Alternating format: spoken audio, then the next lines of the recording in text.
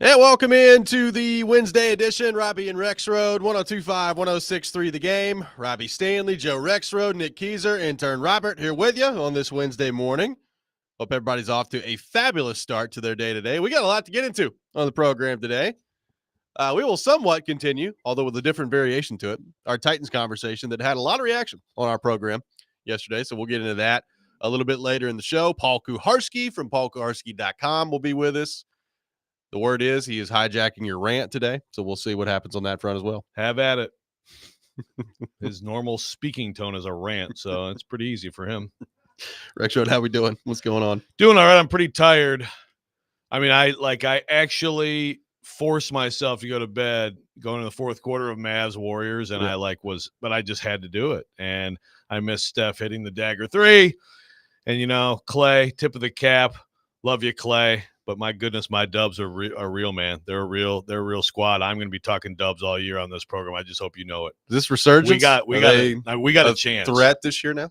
Now you got to take this team seriously. They got depth. I still worry a little bit about lack of, rim protection. But Draymond and Steph are they're not messing around. I'm watching the highlights behind you right now. So Izzo very upset in the pre-show meeting this morning. Yeah.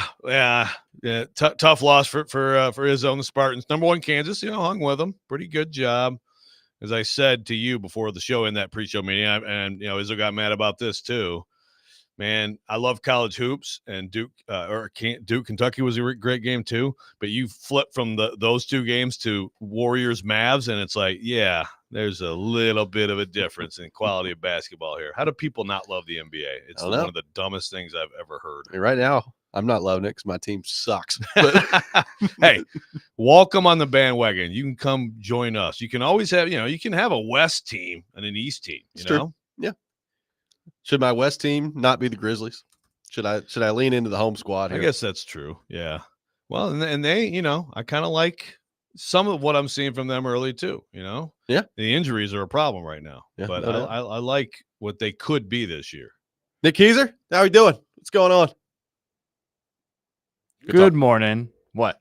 Oh, yeah. Sorry. I have to turn on my microphone whenever I get caught off guard here. No. Mute. No, I'm not muting myself. Yeah. No, I'm doing well. Can't complain. Stayed up a little bit watching some hockey last night. No Preds action, but so no Preds, and you stayed up and watched hockey anyway. A little bit, yeah. Wow. Getting ready for the rest of the week, yeah. That's impressive. Yeah, watching a little bit of Calgary Flames. You know what? You watched the Calgary Flames, huh? A little bit. You know what I did not watch last night? Hockey or the Calgary Flames. Not one period of it, yeah. Not one single I didn't watch the whole game, which is a good thing. But I did see our friend Kevin Lankinen play for the Vancouver Canucks last night. There you go. Shout out to Lankinen. You know what I did watch last night, Joe? The college football playoff rankings that were unveiled. Week number 2 of the 12-team college football playoff rankings. Really just interested to see, if there are any major changes to it last night. Obviously, with Miami losing, that's a pretty major change. So was interested to see where they would slot in, how far up Ole Miss would jump after their big win against Georgia. And the rankings 1 through 12 last night are as follows. Oregon at 1, Ohio State 2, Texas 3, Penn State 4, Indiana 5, BYU 6, Tennessee 7, Notre Dame 8, Miami 9, and then you get into the SEC conglomeration. Alabama 10, Ole Miss 11, Georgia 12, Boise State 13. And when you look at the bracket, that's when it starts to get a little confusing. As we've talked about, you're projecting conference champions ahead. The top 4 conference champions automatically get the bye. Georgia's 12 in the rankings, but they're not in the college football playoff right now. Yep, so which is what I had yesterday. Exactly, what you had yesterday on the show. So the bracket projection would be basically, the Oregon, Texas, BYU, Miami getting the bye to the next round. Ohio State, Boise State, the 5-12 matchup, Notre Dame, Tennessee, the 8-9 matchup, Penn State, Ole Miss at 6-11, and then Indiana, Alabama at 7-10. What'd you make of the college football playoff rankings last night? I think that's my favorite part of it is just looking at the matchups. I'm absolutely here for Notre Dame coming to Knoxville. I am too. Also absolutely here for Alabama heading to Bloomington. I'm all about that. Could be cold. Yes, I would think so. Yeah, so a few things, and I know that a big talking point here with the Vols, and I really enjoyed. I'm on the teleconference last night with Ward Manuel, and all of a sudden I'm just kind of typing furiously my little reaction. I ranked the rankings, by the way. I ranked the rankings. Nice. I did. We like rankings so much, I decided to rank each ranking. That's good. But I heard Sparks on there asking the question. Ward, no, I can't do this. I can't do justice to Sparks' accent. But the question, of course, is Tennessee beats Mississippi State. Not a great team, but Indiana beats Michigan in a close game at home. BYU, beats Utah in a close game on the road, and both those teams jump them. And then Ward Manuel said, they got big wins and all this stuff, and of course that set people off. I saw it set you off. Set me off. Yeah, but here's the thing. The reality of this is that Ward Manuel, he just has to say something, because again, well, say something better than that. Well, but this is the problem. Again, like every single time, remind yourself, the committee isn't sitting there like, okay, guys, who's going where now? They sit there and they vote individually. So what happened? Some of those people heard all the people bitching about BYU last week, and they changed their votes. I mean, that's really what it is. I think BYU should be ahead of Tennessee and should have been. I don't think Indiana should be, but that's just me. Yeah. So, yes, they both passed them, and there's really no rhyme or reason to it. The biggest thing to me of this whole thing that I cannot at all understand is Texas at 3. I don't get it. I understand purely eye test. Yeah, but even the eye test I saw was Georgia, which isn't that great, went in and kicked their butt. They did. So the eye test early on when they went into Michigan, and we all thought Michigan was pretty good, was like, ooh, man, they just took it to Michigan. Well, they're not very good. And again, that counts, I guess, in a way against Indiana too, right? I mean, Michigan's a 5-5 football team. Didn't count against Indiana last night. Yeah. Well, and I think the same thing. Basically, the two teams that everybody bitched about last week were BYU. That's what I was most mad about, because BYU they have 2 top 25 wins, are undefeated. Yeah. Like whatever, There's a question on the teleconference last night to Ward Manuel about, do you guys ever, basically like the SEC's won however many of the last championships, and do you guys ever, just say who would win a game? Because again, and this question's about like teams like BYU and Indiana.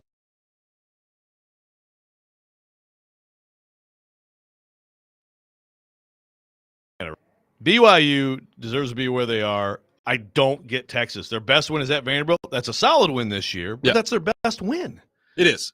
And the eye test, great. They blew out Florida with their QB3.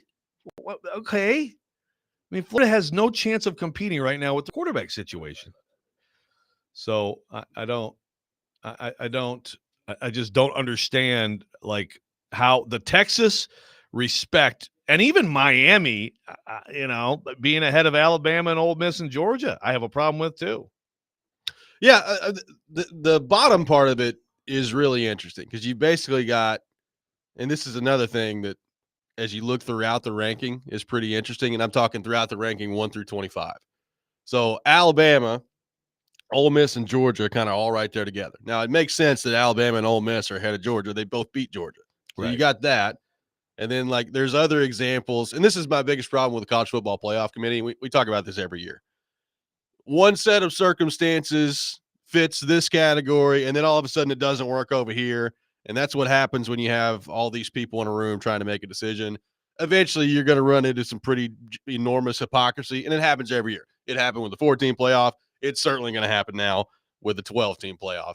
But head-to-head matters in some instances, and then head-to-head doesn't matter in others. Like LSU fans are just irate last night because they're 22 and South Carolina's 21, and they beat South Carolina. Like, they're really upset about it. And I'm like, guys, you're not making the college football playoff anyway, so it doesn't really matter. And they should shut up because they got blown out, and they beat South Carolina when South Carolina's quarterback went out a million years ago. We also have to consider when things happen, right? Yes. No, I think we take that too far as well. Like, games that played in September count just the same as games played in November. Otherwise, why are we playing them? Well, okay, except I think for the most part I agree with you, except that sometimes teams get markedly better or they get worse. For example, Georgia right now, they're not playing well, and that's like a week-to-week thing. So, yeah, like their wins still matter. Of course they do. But I still how is a team playing right now? It should matter in basketball, it should matter in football, right? Because teams change. And sometimes that's because of injury or whatever it is, right? Right. I'm just saying when you start to get into head-to-head stuff, and this could come into play at some point here for the Tennessee Volunteers. Like Alabama looked great on Saturday against LSU. Alabama's I think the rest of their schedule, they got Mercer this weekend, and then is it Auburn? They got Oklahoma, I think, in between Auburn. Yeah, that so huge one against Oklahoma. Alabama's probably going to finish 10-2. Yeah. So right now they're going to get in. I think the rankings tell you that. Like they're going to get in as they move forward here. Are we confident Tennessee's getting in? I don't know that I'm confident Tennessee's getting in. Yeah, I mean, I don't know. I will say that, like, if it comes down to that scenario we talked about yesterday with the, the fifth SEC team compared to Indiana as the fourth Big Ten team. Yeah. Yesterday, to me, kind of strengthened the idea that Indiana is going to be okay even if it loses at Ohio State. But I say that, but again, if they get their doors blown off, then I let's hold off and see. And the problem is, like, every week we look at it and say, well, this must mean this will happen later. It doesn't, and it totally changes. That's the thing. And that's my biggest problem with all this. Look, I have no problem. If they would have come out last week and said BYU's ranked ahead of Tennessee and Indiana's ranked ahead of Tennessee, I'd have said, okay, that's fine. Yeah, I still think Tennessee's better than both those teams, but what I think doesn't really matter. But don't sit there and tell me a week later that Indiana got a big win against Michigan and BYU got a big win against a terrible Utah team and tell me that's your justification for jumping it. You can tell me last week that they're better than Tennessee, and that's fine. But don't sit here a week later and just make stuff up, which is what that committee does way too often. Yeah. Yeah, again, I mean, I think that they maybe they didn't hear the criticism. That's probably what it is, partially. But either way, some of them decided, oh, yeah, I had – someone in there probably had BYU like 12. I'm like, oh, yeah, dude, I totally screwed up my vote. Sorry. I'm putting them fifth now. So then Ward Manuel has to get out there and be like, yeah, so here's some reasons. It just makes them look totally incompetent. Yes. It's like, okay, so the big win was against a 5-5 Michigan team, which, by the way, they struggled to get, and the other one, a 4-5 Utah team that, if you ask most people, including the Utah athletic director, they should have lost against BYU. It doesn't add up to me. Yeah, it's a bad explanation. There's no doubt about it. So, yeah, Tennessee. This is just a huge week. Well, obviously it's a bigger week for Georgia because I think you can pretty much call them out if they lose to Tennessee. But I think this is confirmation. Like if you're Tennessee, you better play pretty well down there in Georgia. Yeah. I don't know if you necessarily have to win, but you better play pretty well down there in Georgia. You could be in some trouble. Yes. And it's also, whoever makes the SEC championship game, there's that scenario where you have all these 2-loss teams. Yeah. Don't lose that one, which is silly. But again, that's part of why I hate this still having championship games. Although, I mean, if you're going to have auto bids, what else are you going to do? I guess you just go by tiebreakers. 615-737-1025, our phone number. More of your reaction to the college football playoff, plus some mystery around the availability of Nico Iamaleava heading into the Georgia game. We'll get into that. Robby and Rexrode, 1025, 1063, The Game.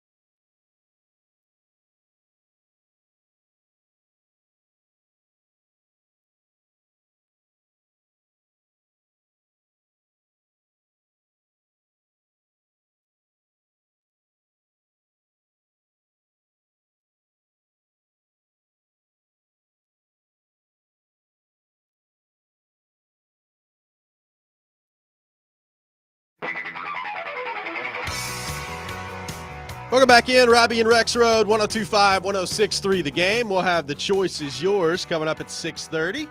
Nick Keyser in the questions chair today.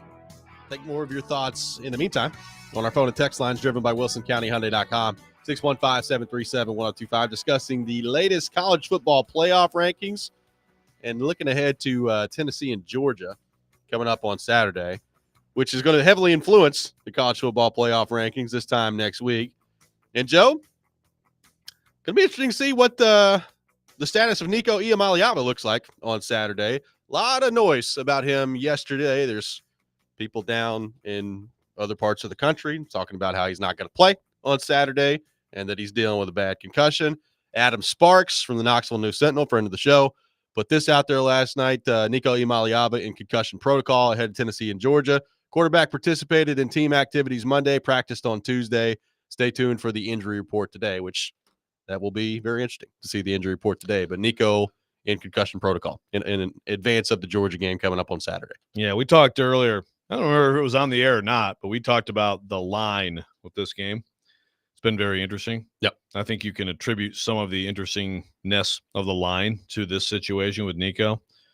So I think, first of all,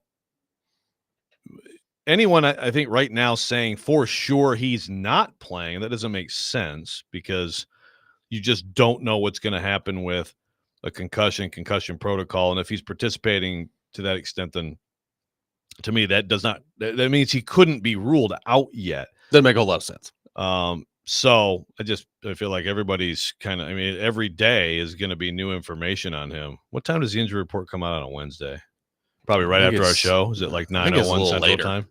I think it's they probably move it up today. Yeah. Just to make sure. Robby and Rexrode are off the air. Okay, let's put that out there.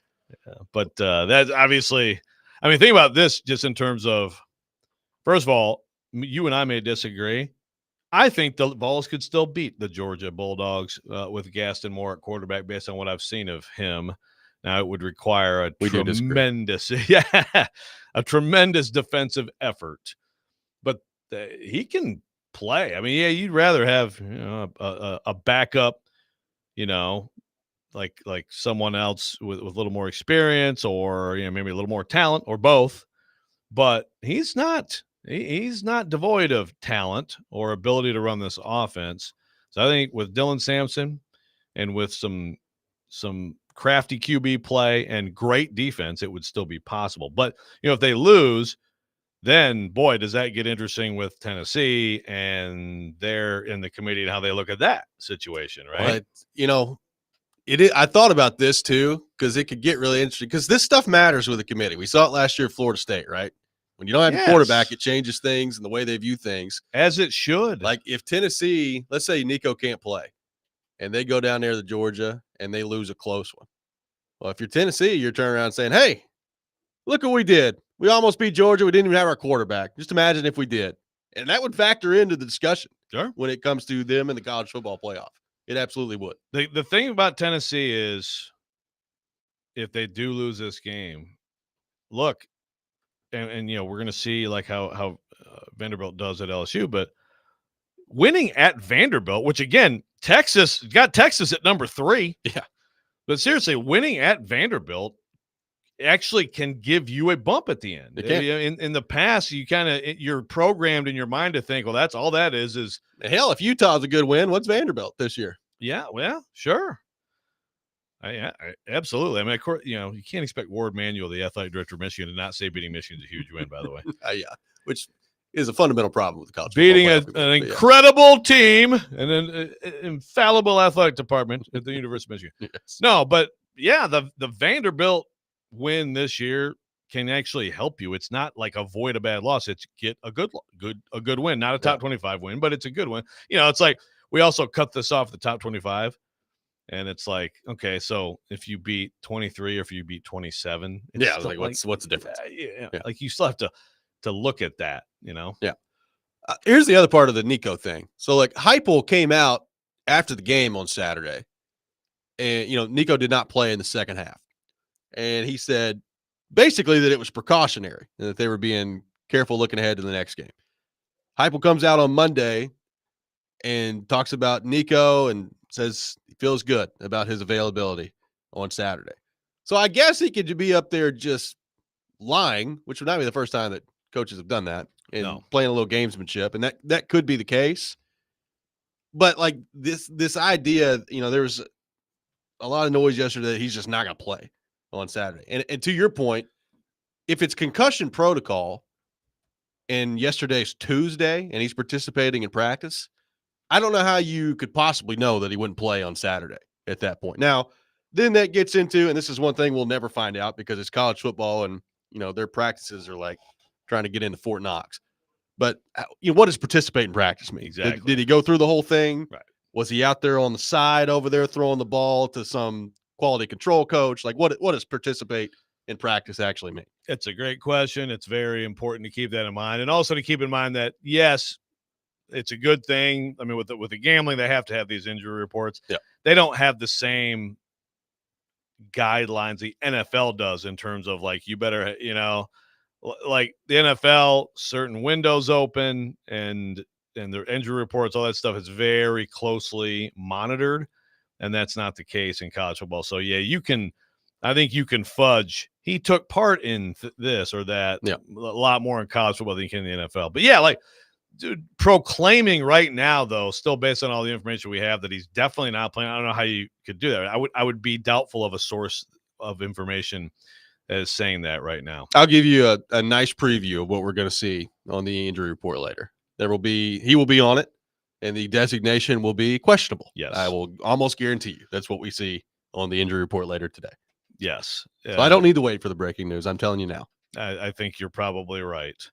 If it goes either way, like probable or doubtful, that would tell you something. But I don't think we're going to see that. I don't think so either. And obviously, we'll keep our eye on that. That would be a huge development if Nico Iamaleava not able to play against Georgia. Gaston Moore presumably would get to start if that's not the case, and if that is the case, and Gaston Moore's a starter. I think Dylan Sampson, what do you have, like 30 carries against Mississippi State? Strap yourself up, son. Going to be carrying the ball a lot more, would be my guess. Although I will say, one thing we learned about Gaston Moore, not afraid to chuck it down the field when he gets in there. First, he got in one play against Alabama and threw like 40 yards down the field, got picked off. He immediately came in the game the other night and just started taking shots to the end zone. He got called for like 3 defensive pass interferences in a row. It's pretty funny. See? Now, if he gets the start, probably be a little bit more, careful, I would think. Let it fly, man. Hey, in the house of Stetson, why not a little Gaston? Yeah, why not? I didn't think about it that way. That's a good point. 615-737-1025. Our phone number. The choice is yours. Coming up next, we'll take your participation on our text line driven by WilsonCountyHyundai.com. Robby and Rexrode, 102.5, 106.3 The Game.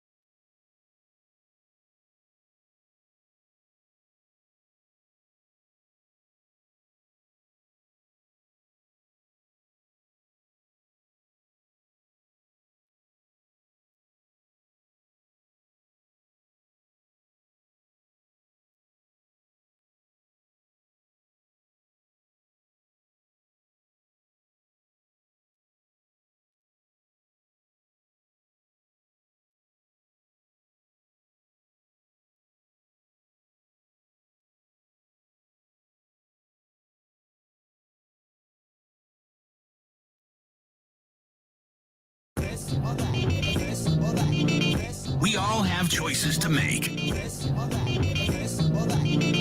Like right now. It's The Choice Is Yours, now on Robby and Rexrode. It is that time of the week. Time for The Choice Is Yours here on Robby and Rexrode. 2 sports questions, 2 non-sports questions. Nick Keyser in the chair today. Nicholas, the floor is yours. Yeah, fellas.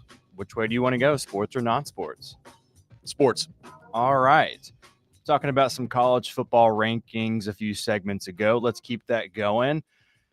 Really simple, but who is your too early winner of the tournament? Who's going to be the national champion? Man. Joe, do you have an answer?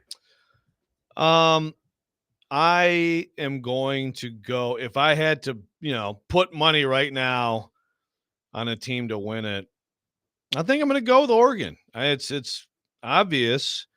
And look, Ohio State really had a great chance to win in their stadium. So maybe because I definitely thought about the Buckeyes, but Oregon they're loaded on defense. They're loaded at the skill positions. Dylan Gabriel is an experienced quarterback. So I go with the Ducks. I think I'm going Ohio State. And I know they lost to Oregon. It was a close game on the road.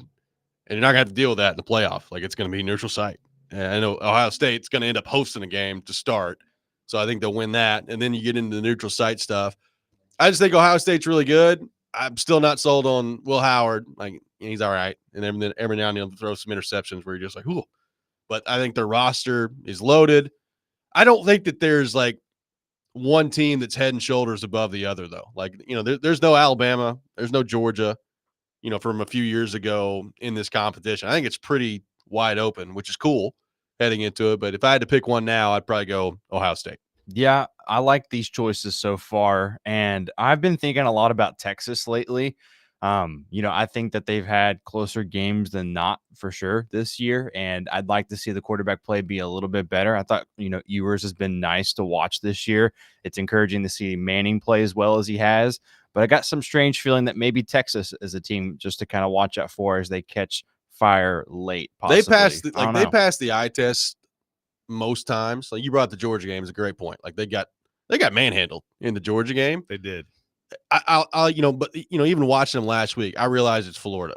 But when Isaiah Bond is on the field, like, the speed that they have on offense, I think is going to be really difficult for anybody to deal with. Yeah, Sark's an elite play caller and offensive designer, and they're loaded on D. They're number one in defensive efficiency too. So, but again, that helps when you play Florida with no quarterback. But there's that. No, they are right in there too. That's going to be fun. All right, so with my next choice is yours coming after the biggest holiday this month, I'm going to have to start with just a few food questions. Want to get a few thoughts here. Very vague, but if you had to get a lifetime supply of your choice of food, what would it be? A lifetime supply? You can only pick one food, lifetime supply? Yes. Oh, man. I think I might go mac and cheese, which is a really what brand? Well, just like homemade mac and cheese. You can go Velveeta, I guess, if you want to. But Heather, quit your job. Yeah. No, if you're gonna do this, you gotta go with like the good homemade stuff. Yeah, that's what I'm saying. Yeah. Like, homemade mac and cheese would be my answer. There's a bunch of different ways I could go with it. I'm just a sucker for mac and cheese, particularly this time of year. Like, when Thanksgiving comes around, I eat way too much of it. How about that casserole now, Joe? Come on. Is that what you want? I'm just imagining the clogging that would take place in my life. Gout. Yeah. I mean, my first impulse is just bacon. Just I can put bacon on anything if I have a lifetime supply of bacon. But I mean, I'm gonna go, if I get a lifetime supply of something, give me a lifetime supply of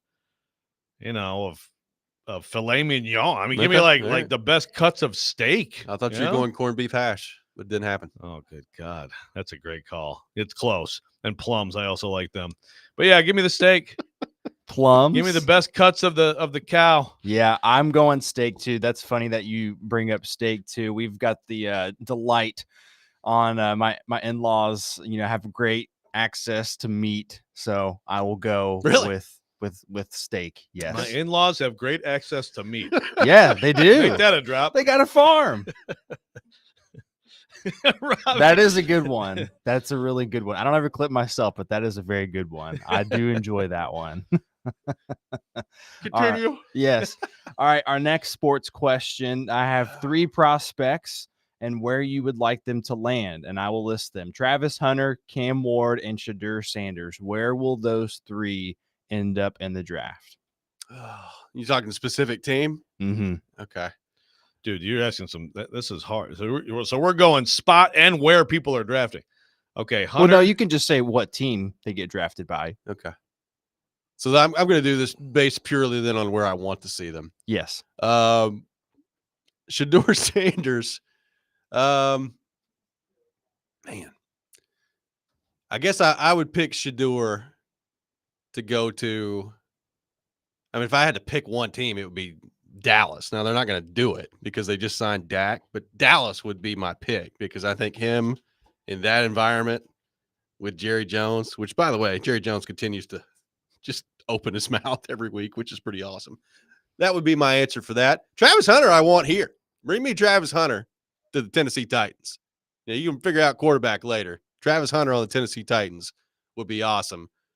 Cam Ward, man, he's interesting. Like, I watched him again on Saturday, Joe, and some of the plays he makes, you're just like, wow. I mean, it's unbelievable what he does. And then every now and then he'll make a decision or a throw that's just so bad that you're like, whew, not very good. I'll go Giants for Cam Ward, which I think could happen. So again, this is want or Yeah, where you want predict? them. Yeah, yeah. Yeah, well, I'm here for. I mean, just because I'm going to go realistically, Sanders with the Giants. Okay. Um,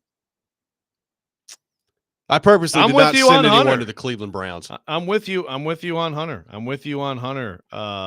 Here, I mean, that would be a ton of fun, and that's just he's just a great football player. And Cam Ward, where would I like to see Cam Ward? Who else is a quarterback? Who else is going to be getting a Raiders, quarterback? Giants, Browns, maybe. Yeah, you know what? How about the Raiders? The Raiders, Jets. I need the Raiders to be interesting again in my life. Yeah. They're just so boring and bad. I agree. Cam Ward to the Raiders. That'd be a roller coaster. He is going to be a roller coaster of a player. Ton of talent, ton of fun. Boy, does he do some crazy stuff. That too. Cam Ward, Brock Bowers combo That is kind of fun. could be nice. that would be nice. All right, I'm going Travis Hunter to the Jags, actually, just because I looked at Tankathon and saw how high the Jags are placed in the draft currently. So They're number 1. may end up there. Yeah. Cam Ward, I actually have him going to Cleveland. That's where I'd like him to end up. I think they need a fresh start at quarterback. I think he could kind of revive it. And Sorry, then Cam. I got Shadur here in Nashville. That's where I think he'll end up landing. So Okay. there you go. All right, our final non-sports question. Dion moving into the compound down there with Aaron maybe. Rodgers. There you go. Yeah. I don't know. We'll see. All right. Our last non-sports question, also food related. What is a food item that is not on the table that should be for Thanksgiving? You go first. Let me think about this. All right. And I was thinking about this, and this may be popular, especially for where we live, but I have not seen this on any of my family's tables. Grilled or fried catfish. I have just not seen it, and I enjoy it. And That's a good one. if someone's listening and maybe we've had it before, but I've never seen it, sorry, but I'm making it a point now. I just have never seen it, and I'd like to have it. I'm just saying. I don't hate That's that. not bad. I like that. I'll stay kind of in that realm, and maybe this has happened, but I don't remember it happening. And to me, it's like, if you're gonna have a feast, have a big bowl of peel and eat shrimp with some cocktail sauce. It's pretty good. Why not? In fact, maybe Make it a broil. we'll have to do that this year. Maybe we will. I will go. You know what? I'll go off the board a little bit. Give me some fried bologna. Put some fried bologna out there. Oh, with, with all the other Thanksgiving stuff. Smoke it too. You could do that, either smoked or fried bologna. Just add a little bit of an extra option to it. I had that in a while. Yeah, man. That's not what I'm bad. going with. Okay. I thought about like just the endless amount of things that you can wrap in bacon, but I feel like that's cheating. Yeah. Bacon wrapped like artichokes. Yeah. Something like that would be good. Someone throwing out baked beans. That's not bad. Like, I'm a big green bean casserole guy. But you know what? I'm not against if I had baked beans on the table, I'd load Sure. it up. So Absolutely. that's not a bad call. I do have confirmation that we have never had fried or grilled catfish. So there you go. That's a pretty good one. Like that's, that's I like pretty good that one. stuff. 615-737-1025. Our phone number 615-737-1025. There was a question that Rexrode threw out there the other day as it relates to the Tennessee Titans in the AFC South that I think is a good one, and we're going to talk about it coming up next. We'll do that. Robby and Rexrode 1025, 1063 The Game.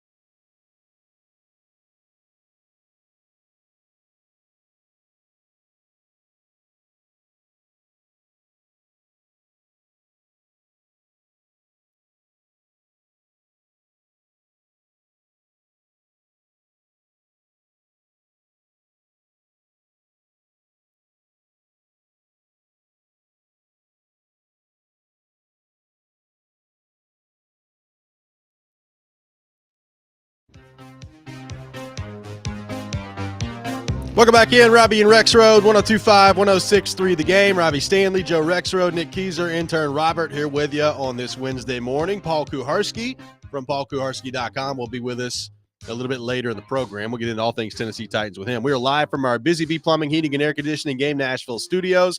Over the $99 yearly Beehive membership, where the buzz is always about great service. Let's go to our 102.5 The Game phone line, driven by WilsonCountyHyundai.com. Welcome in, Chad. Chad, good morning. Thanks for calling in. Hey, great stuff, fellas. Curious about the game this Sunday. I want to know what you guys think about this possibility. Sam Darnold, who a lot of people don't realize, he's actually had almost an MVP season. He slowed down here the last 2 weeks, but he's going to be the big free agent piece. Minnesota's turning to their rookie, J.J. McCarthy, next year, who's recovering from injury, and they're not going to be interested in re-signing him. So you're looking at 3 or 4 teams that really Sam Darnold is by far. I mean, it may sound crazy to some fans, but that's the next quarterback piece who's really done well with a offensive-minded coordinator coach in Kevin O'Connell.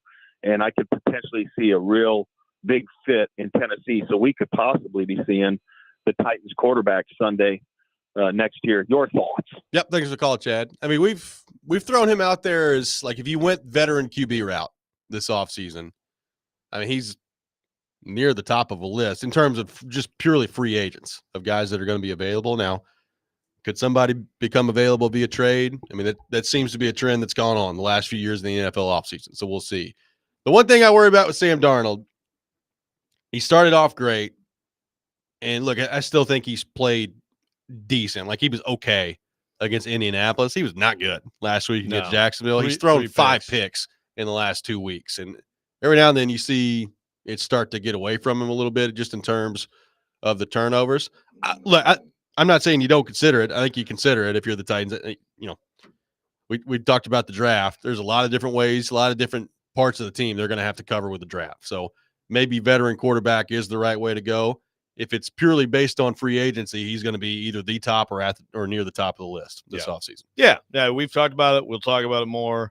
It's possible. Yeah, the almost MVP, that was a few weeks ago. I think that's gone. That, but still he may still be saying it, but yeah, turning into a pumpkin a little bit, looking like some of the old mistakes. But look, overall, he has gotten better. They remember Charles telling us like how much San Francisco kind of was like, wow, he's good. And it's amazing he got away from the Jets and Carolina and then started to progress. Isn't that interesting? And I do think that with the Titans and their situation, if I'm a Titans fan, I do not want my front office making any decisions that have to do with self-preservation. I mean, the reality is sometimes that happens. Everybody has to talk about what's best for the franchise. But, like, if you want to win next year, I don't think any of these rookies that are coming out, you just can't feel great about it. And you have to do so much still to help whoever your quarterback is that I think that if you feel good about him or some other veteran possibility, it makes sense. And then you bring in a Travis Hunter, as people have said on the text line. Sure hope he can play both sides. I tell you what, I honestly, I think he's a corner in the NFL. I think that's what he is. But if I had him at corner, I would also get him on the field for a little bit of offense here and there. At the very least, you need to have some packages for him on offense, right? Like, I would assume that whoever drafts him is probably gonna lean that way. You brought up a question with Corey Curtis the other day that I think is a very interesting one. Who's the most miserable right now in the AFC South? You got the Titans at 2-7, and look, we're in our own little bubble here in Nashville. There's been a lot of misery to watch this year. Quarterback situation is not going great. It's trending towards them having to find another answer at quarterback. You look at the roster right now; it's not exactly littered with young talent to build around if you're the Titans. So that's not good. You got to add to that as you move forward. The record overall, not good. And just the general sense of negativity that's been around this place for the last couple of years here. I think you're starting to see it just become just a tidal wave of negativity. So there's that with the Titans. The Jags right now have the number 1 overall pick if the season were to end today at 2-8. They do have a quarterback that they've signed to a long-term deal, which you can view, I guess, as a positive if you want to. Or you can view it as an extremely big negative, which a lot of Jacksonville fans are starting to do. And, oh, by the way, there's Indianapolis, who drafted the quarterback and then put him on the bench for Joe Flacco, and now is losing all these games with Joe Flacco as their quarterback. And people are wondering, all right, so is Anthony Richardson actually going to be our quarterback moving forward? Bottom line is we got 3 teams in the division right now that are not going – it's not going very well for these 3 teams with the Colts, the Jags, and the Titans. I think it is a fascinating question, which fan base deserves to be the most miserable right now. I have my answer, but I'm interested to see what people think. Yeah. So if you go through the breakdown, to me, it's three things that mean the most in this discussion: coach, front office, quarterback. So right now I'm looking at the Colts. I'm wondering because, look, I've read everything. There's a lot of reporting around all that stuff. And when it comes down to it, it's possible Jim Irsay is doing this, but it appears that Shane Steichen's just out on Anthony Richardson. That's which is kind of wild. Yeah, it is kind of wild. And so now look, I haven't watched every rep of Anthony Richardson. He's been bad. There's no doubt. Yep. It's just the entire thing they did with him, which is throw him out too early and now pull the plug so early, boggles my mind. Ballard is one of the most overrated GMs. I mean, it's amazing how Indy Ben has just abandoned this show. Yeah. I need Indy Ben to weigh in and tell us why the Colts should be way less miserable than the Titans and Jags. That's so you got a GM who's about on his way out. I have real questions about the coach, and you invested very high in that QB, and you're about to botch the whole thing. The Jags, like you said, you paid your QB. He's okay, but you're locked in on that. Your coach is out here telling people they couldn't understand like a freaking, tell me about what happened on a football play. Yeah. Like he's freaking Albert Einstein over here. And I think they have an ownership issue. I think the Colts have an ownership issue. We talk about ownership too. So then you compare the Titans. The thing about the Titans that is in their favor in this is that the quarterback was a second-round pick, so they haven't paid one, and it's not as damaging that when number 4 overall right. with the quarterback situation. First-year coach, I'm still withholding judgment there. So I think in coach right now, it's at least there's more hope to me at coach. Front office is, there's very, very little proven. It's more bad than good. Ownership is, boy, she's really making a run at these other AFC South owners. I mean, it's a great debate. It's very close. It's an interesting trio. Now, as Trent points out, and I was going to bring this up, Colts are only one game out of a playoff spot right now. Okay. Now they've got, great. I will say though, they've got the Jets this week, then they got the Lions, which is not going to go well for them. And after that, it's the Patriots, the Broncos, the Titans, and the Giants. So there's some winnable games coming up for the Indianapolis Colts. But even if that's the case, like what's your quarterback plan right now? Is it Joe Flacco moving forward? And he's been bad. He's not been very good. He's flat out bad. Greg Doyle wrote a really good Comedy Star. If you really look at everything with Flacco, he had like 5 games last year where he was pretty good with Cleveland, and there's a reason he was on the couch. Yep. So I guess Steichen beat Titans though. Yeah. I guess is everything forgiven if they limp into the playoffs? It's just I still don't think they're going to. But I don't either. But even if they do, I would put them high on the misery index. My answer is Jacksonville, from the standpoint of number one. Jacksonville always gets in its own way, and this is a problem that's dated back basically since they've been there, outside of the Mark Brunell years. I mean, they've been in their way pretty much ever since then. They're 2-8. Right now they got the number 1 overall pick. And, they got the quarterback. I don't know if that's a good thing. Like, Trevor Lawrence, I'm increasingly starting to think is just not very good. And they signed him to the big deal. So you're stuck with him. And I know that, Doug Peterson is going to get fired at some point, whether it's in the season or after the season. So I guess your saving grace, if you're a Jags fan, could be, well, you get a new coach and maybe he comes in and he works his magic on Trevor Lawrence and things get better from there. Isn't that what Doug Peterson was supposed to do? Like, it wasn't that the same thought when you brought Doug Peterson in? And it did not work. Well, and at first it was like, look at this. Right. It's perfect. Yeah. Well, and when you look at that, like it was basically the second half of Peterson's first year. And pretty much since then, it's gone back to being pretty bad for the most part with Lawrence. Yeah. It's just, he has his, he's fine. I get paying him, but what at some point do we keep saying it's got to be this coach, that coach? At some point, is he kind of what he is, a pretty good quarterback? Again, there's plenty of quarterbacks who go high, even number one overall, who aren't that. So it's the reality of the difficulty of, but they're locked in. And I don't know. I don't know that it's ever going to be great for them. And then there's so many other things are rotten. Yeah. I mean, his numbers this year, he's completing 61% of his passes, 2,000 yards, 11 touchdowns, 6 picks, 7-3 an attempt. It's just like, okay. It's all right. Yeah. It's not terrible. It's not great. That's just kind of what he's been. He's been all right down there. And meanwhile, they are terrible. Yeah, which is kind of incredible given the roster that they have. Like this whole division was supposed to be so great. It was supposed to be so exciting. Even the Texans aren't that good. They're not playing that well right now. 615-737-1025 is our phone number, 615-737-1025. We'll continue the discussion on the Titans. Had a lot of participation yesterday on our front office discussion. We'll get back into that coming up next. What do we need to see the rest of the season to feel better about this front office and the way that things are heading with the Titans? We'll get into that. Robby and Rexrode, 102.5, 106.3 The Game.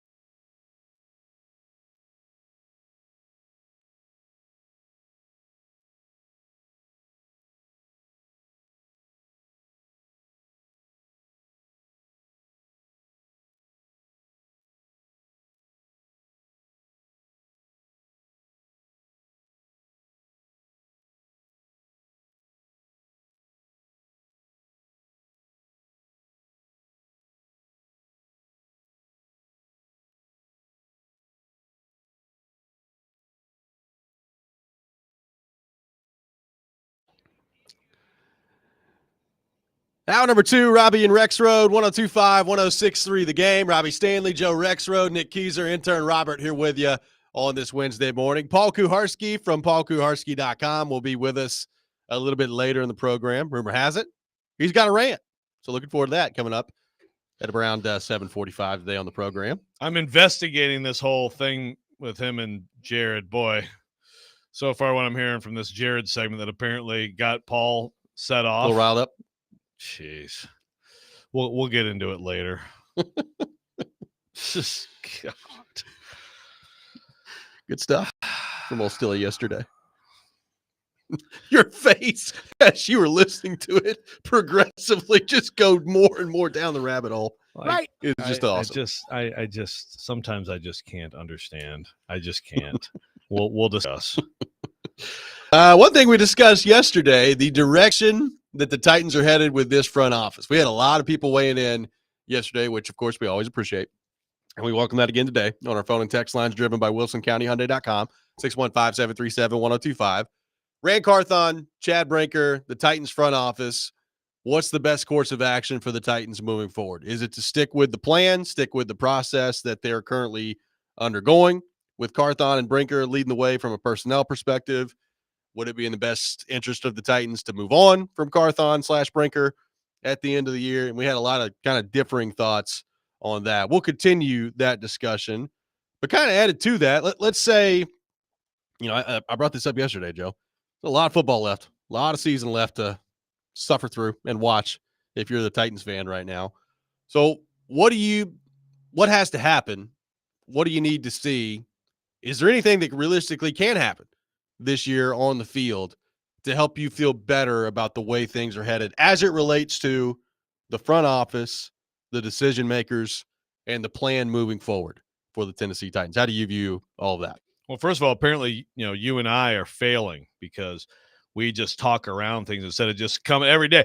All right, should these guys be fired or not right now? November 13th, they're going to be fired or they're not going to be fired. See, that's what you just you go through the season and then you see what happens. And by the way, right now, I will answer that question. Yep. If I'm in charge, and I'll put it to you. If I'm in charge right now and you must choose. You're firing the front office or you're not. I'm not firing the front office. Call me just crazy. How about you? Ooh, you might fire them. I might. Okay, well, yes or no? Right now at this moment, you have to say yes or no. Yeah. I say no. Okay, there you go. Well, we've put it out there. Now, every day when you wake up, it's like, okay, wake up, brush your teeth, wash your hair, put your clothes. Who's getting fired or who isn't getting fired? Every day you must declare it. We'll do it again tomorrow. Yeah. So to me, yes. What are the things that you need to see to feel better about the front office? Because obviously I'm not going to say a lot of wins because I don't think we're going to be talking about a lot of wins. No. To me, there's a few things. One is we're starting to see it already. And a couple weeks ago, it's like, man, this is like the reverse of King Midas with these people, okay? But Calvin Ridley is starting to play better. So you want to see that continue. You want to see him flourish and look like a guy who in the next couple of years, you've got a real piece for an offense and a real weapon there. And then L'Jarius Sneed is the next place I go. And again, it's just a month now with the quad. Yeah. Air quotes, quad. I do like the Roman battle helmet theory that Stillman's thrown out there. What was that again? Did it have a spike? Did the helmet have a spike on the quad? Hey, maybe it did. That's pretty good. Yeah, Sneed, does he play? Does he play well? Does he look like a guy who is going to be a top corner in the next couple of years? Because that's what you paid for. You gave up a third-round pick. You gave up a pretty valuable future for him. And Chidobe Awuzie. I mean, when they made these moves, we talked to them in the summer. What's that? Is he on the team? Right. How about that? That's another one. Does he come back, play? Does he play well? We talked about this being on paper the best corner group the Titans have ever had, and we haven't seen it. So I start there. Look, I don't think. I mean, like right tackle, it's going to be cobbling it together. And yeah, you'd like to see like Bill Callahan get something stable there and have someone improve enough there to be okay. You want to see, Latham and Skoronski flourish and do great. It's just really their key choices look better is what it is. There's some holes that are just there that aren't going to change. Yep. The Skoronski thing is important. It's been important all year. I still he's been okay. The Latham thing is looking really good. And again, PFF just absolutely loved him. I think he had the second best offensive tackle grade last week. So put into that whatever you will. The idea when you talk about all this stuff, the idea that you just dismiss that, you're just supposed to get a good player at 7. Well, yeah, just like you're supposed to not draft a average receiver at number 5. Yeah. Or draft Rashaan Evans in the first round, or Isaiah Wilson in the first round, or Caleb Farley in the first round, or Treylon Burks in the first round. It's very easy to screw up first-round picks, folks. So if you got a good first-round pick and you have a foundational left tackle, yes, that does count as a positive in your favor. No doubt. Yeah. I mean, Latham, I mentioned last segment, they don't have a ton of young talent to build around. They don't. Latham is probably their best building block right now, right? Like in terms of young guys. Like I think we would all agree with that. So he's been good. And I think the most encouraging thing about him is he's been good, and I think he's going to get a lot better. So that's encouraging on the Latham front. I said it yesterday. Sweat. Yeah, it's a since big one I too. went out there and declared that, if he plays like he did against Miami, he could be a steal at 38. I don't know that he's made a play since then. So they need him to be way more loud and way more disruptive than he's been in recent weeks. That is something that I've got my eye on pretty closely as they move forward here. The Ridley development is really big. I was really concerned heading into the game Sunday with Levis going back in there. Those two have just, for whatever reason, not figured it out all year. And they did on Sunday. So can you keep that going moving forward? A lot of this comes down to quarterback too. Like, what does Levis look like the rest of the year? Is it more like Sunday where no one is writing home about Sunday's performance and saying, yes, that is a franchise quarterback and he's our guy moving forward? But it was certainly a lot better than what it's been. Does he build on that? Or is Sunday this year's version of Atlanta in the second half of Miami last year, where it's just like, oh, that was nice. And then he reverts back to what he's been for the majority of the season, which is quite frankly just not very good. I mean, I think that factors into this as well. A lot of people have just written him off, myself included, that he's not going to be their guy moving forward. But you talk about things that could happen this year to change the perception. Like if Levis plays well down the stretch, you're going to look at it and say, all right, well, maybe it took him half a season to figure it out in Brian Callahan's system.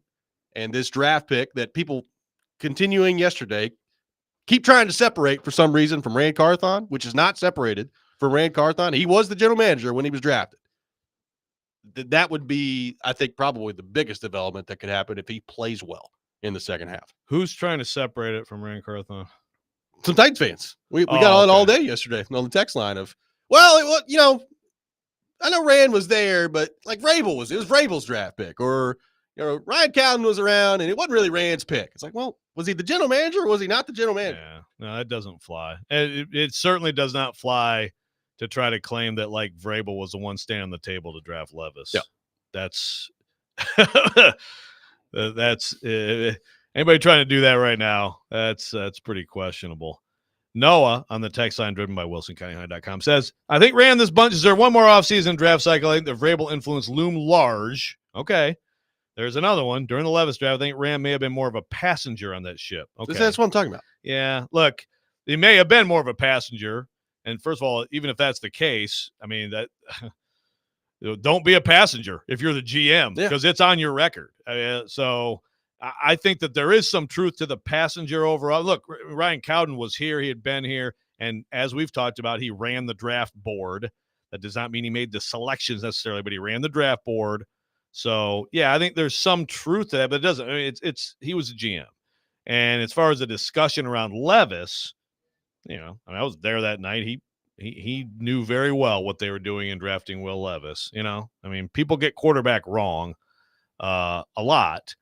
And see, that's the thing. I will say, I do have one thing I will argue with you on the QB thing with this. Yep, we'll get into that coming up next. Take more of your thoughts on our phone and text lines driven by WilsonCountyHyundai.com, 615-737-1025. Robby and Rexrode, 1025-1063, The Game.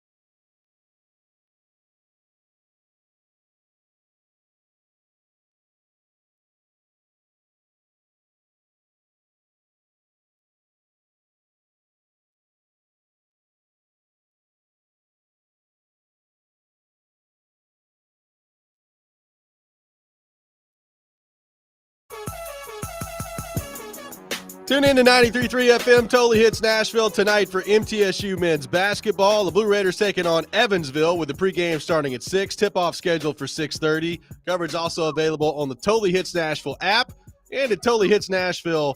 nashvillenation.com. Also, make sure you check out this week's Nashville's Best Deal of the Week. It's Fat Bottom Brewing Company. Enjoy their long-awaited release of their barrel-aged Noel Christmas Ale just in time for the holidays. Get half off a $100 gift card now at theGameNashville.com/deals while supplies last. Rexrode, you had a point about quarterback that you wanted to argue with me about. The floor is yours. Well, the one argument I would make, hi, Paul, is I just don't know that anything that Levis, like if Levis does get better from here, I don't know that my evaluation of these guys changes too much. You know what I mean? I mean, it would be another example of all of us give up too early on people, right? And this is what happens with quarterbacks in the NFL. And I understand ultimately, like, that's like they drafted that quarterback, so it's got to be on their record, right? Right. I guess I feel like it's more important some of the people that we've talked about in terms of judging them, if that makes sense. I hear what you're saying. I also think, like, if you're somebody that's out on Carthon and Brinker right now, part of your reasoning likely, and I've heard this a lot from people, is I don't trust them to draft the next quarterback. Yeah. I don't trust them to, or whether draft or sign the next quarterback. Well, if it works out, they won't have to. Well, exactly. But if Levis starts to play better, then doesn't that give you more confidence in their selection? Look, Levis, I say play better. He's going to have to play a lot better in the second half of the season. Like, Sunday was a nice step for him. Yeah. But if that's all it is the rest of the year, then to me, that's not enough for him to be, viewed as the answer at quarterback moving forward. It's going to have to be dramatic. And I don't expect that to happen. I'm just saying, if we're talking about things that need to happen for this group right now at the front office, that would be at the top of my list. But if Levis plays better, I mean, even if Levis turns into the quarterback I think he's going to be, where in year 5, he's an acceptable starter for somebody, you say, well, they did draft a guy who's an NFL quarterback. It took him 5 years to become an NFL quarterback that scores a little higher. Here's my question to you guys, and you guys have hit some great points here. If Rand was a passenger in that draft, as opposed to had a hand in Levis, which one's worse? Yeah. I mean, if he's just a passive lapdog in that draft, what the hell did you do hiring? That's a great question. Yeah, no, I agree. Look, when it comes down to it, I think you simplify it. He was the GM, and they had different moving parts and all that stuff. He spoke to all those picks. Yep. And the more I've looked into knows, it, the more what they were doing. The more the feedback I get is there was a consensus on the guy. I mean, there was on certainly, Levis. there was certainly a division there.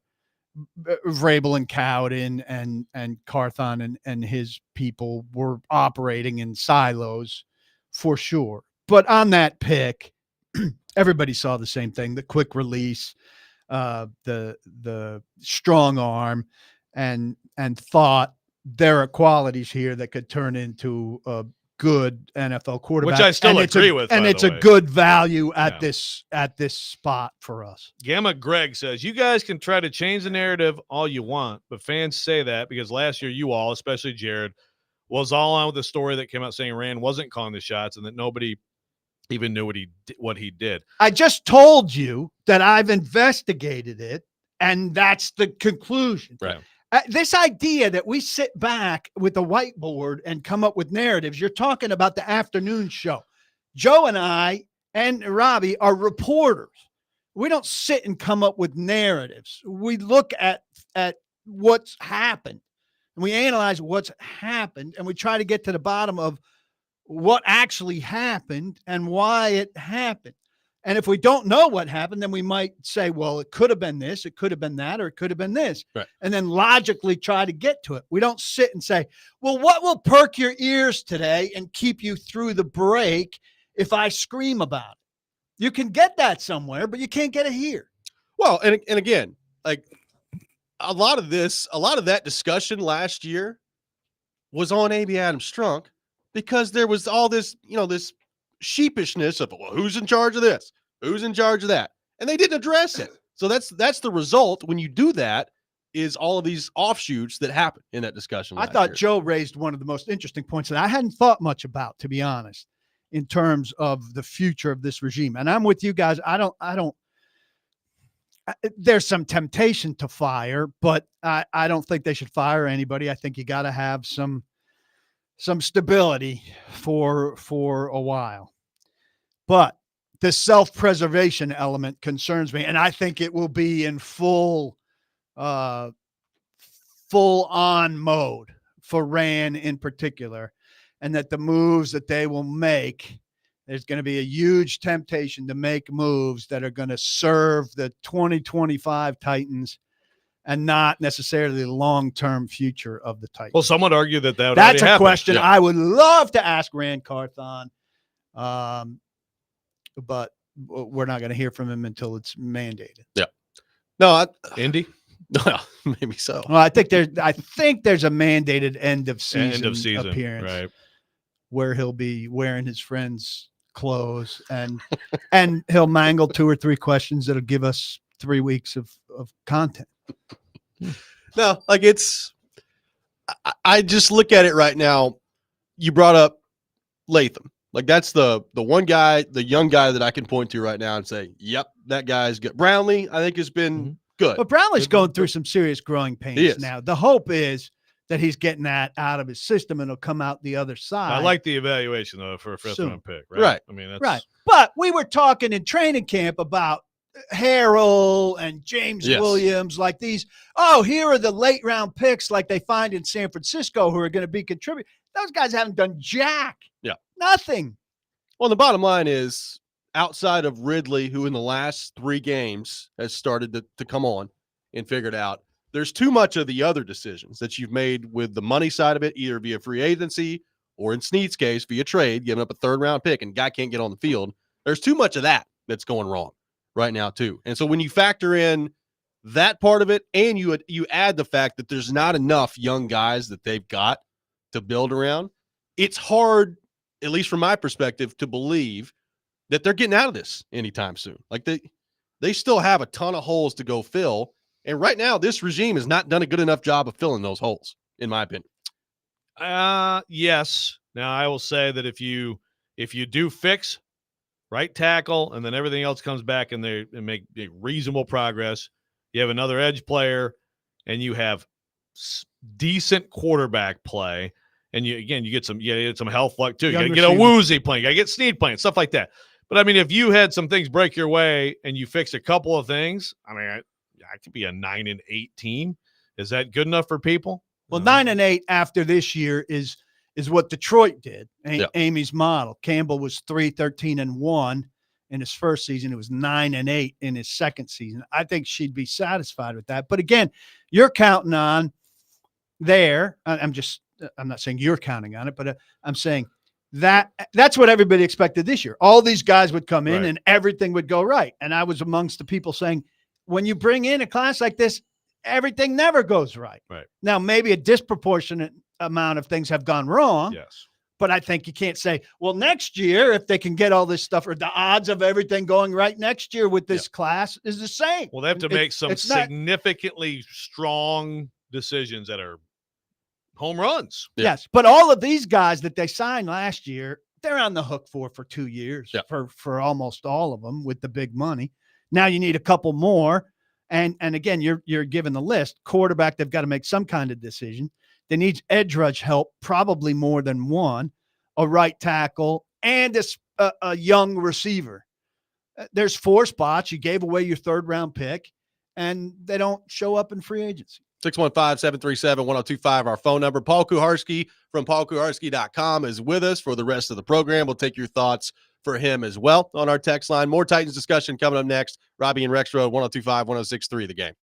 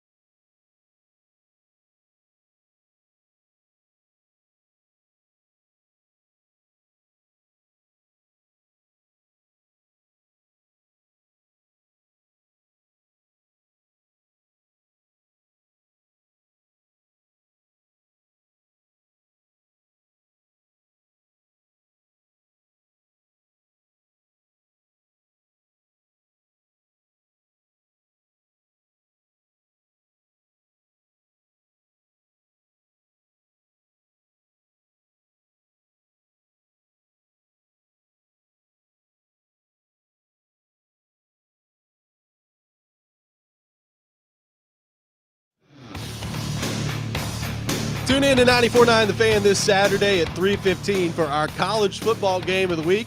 Missouri taking on South Carolina, presented by Twin Peaks Restaurants. Call that the Robby Stanley Bowl of coaches that I hate. Take your tailgate to Twin Peaks, home with 29-degree drafts and wall-to-wall sports. Joe, I was not aware they're playing this week. I guess I'll have to do my best just to not watch that at all. Missouri Drinkwitz and or Beamer. hate watch the heck out of it. God. Well, I'll What tell about you what, Beamer? South They're Carolina, ranked now, so I guess Beamer can sleep at night. Congratulations, you're 21st in the country. that's the thing. It's hard to hate watch a game. It is. Well, plus Beamer's team is going to hammer Eli's team. So, that's the thing. Can you handle that? I mean, you can enjoy I mean, yes, Missouri. I can do that. Yeah, but then, the Gamecocks are best 3-loss team ever, man. Yeah.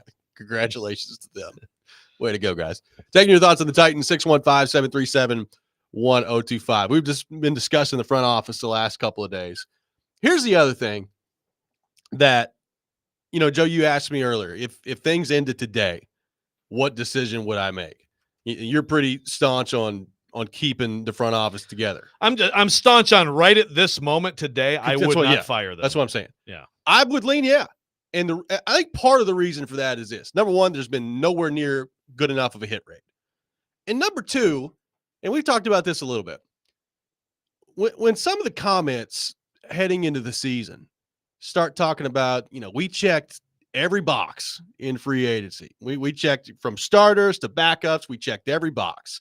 Or we got every single coach, right? Every coach we wanted was our first choice on the list. And then you watch the way that like special teams has played out this year. Or, Chad Brinker getting on there talking about, Rand Carthon, you guys, you're going to be blown away. The relationships that guy builds, that's going to lead to a lot of success with building this roster. Or Brian Callahan, we thought we hit it out of the park. Now we know we've hit it out of the park with Brian Callahan. When you say all that stuff heading into the year and the result to this point is 2-7, it makes me wonder, okay, do you guys have any idea what you're talking about? Like, do you have any idea what you're doing moving forward? And maybe that's unfair, but I think that's how a lot of Titans fans feel, is they heard all that stuff heading into the year, and then they watched it play out the way it's played out. And one of the takeaways from that is, what's the disconnect? Like, how do you guys not have any idea what's going on out there based on some of the things that you've said? Yeah, the messaging needs work. Yeah, I mean, basically, you're over-promising. You don't want to over-promise and under-deliver. You want to do the opposite. And it's not like they got up there and said how you message that hard. You can message optimistically with some, we feel like we've got. Yeah. It's not that hard to take the certainty and frame it a little differently so that you don't look foolish if it doesn't go well. But it's not like they got up there and said, yeah, we're going 11-6 this year. Just write it down. No. I understand that. But when you say things like that and it plays out this poorly, I think the fans look around, throw their hands up in the air and say, well, if you thought you did all these things this offseason and you were that confident about it heading into it, why in the world would I have confidence in you guys to fix this moving forward? And look, Brian Callahan has huge responsibility here. And I know people think I just harp on this. Should he be like he doesn't have Vrabel's power. Should he be the only one speaking to this? No. They leave their head coach out to dry to answer for things that are not. He does not have roster control, and he answers roster questions every day. Yeah. Every day. Now, there are plenty of head coaches in the league that you could say the same thing about. Agreed, because but I don't give a damn mandated. about the rest of the league. Right. I give a damn about this market. They hide behind, well, the rest of the league does this all the time. Right. But the league, I'm just saying the league mandates these coaches to talk, right? Like he Sure. has to talk all that. Right. And they'll all just that do what they come out. have to do. Does that serve their fan base? No. Be accountable for something. John Robinson, when Kevin Dodd got cut, called the press conference to stand up there and talk about Kevin Dodd. He didn't leave Mike Mularkey out there to flap in the breeze Yeah, about the Kevin Dodd He failure. did the quick mea culpa presser for that one. Yep. Why is Rand Carthon incapable of that? Yeah. Well, one reason, because it's not a chummy, smiley, slap people on the back and be praised for what you're doing event. And he doesn't like things that aren't that. Because that's his modus operandi. He only, from what I could tell, and he's been around for a long time, wants that. He does not like negative. I agree with both. Well, of you. if you've got a 2-7 team, buddy, there's going to be negative. Yep. If you can't handle that part of the job, maybe you shouldn't be. I think we all agree. Yeah, I agree with Because if he sticks around and it gets good, he's going to be out there. Watch. Sure.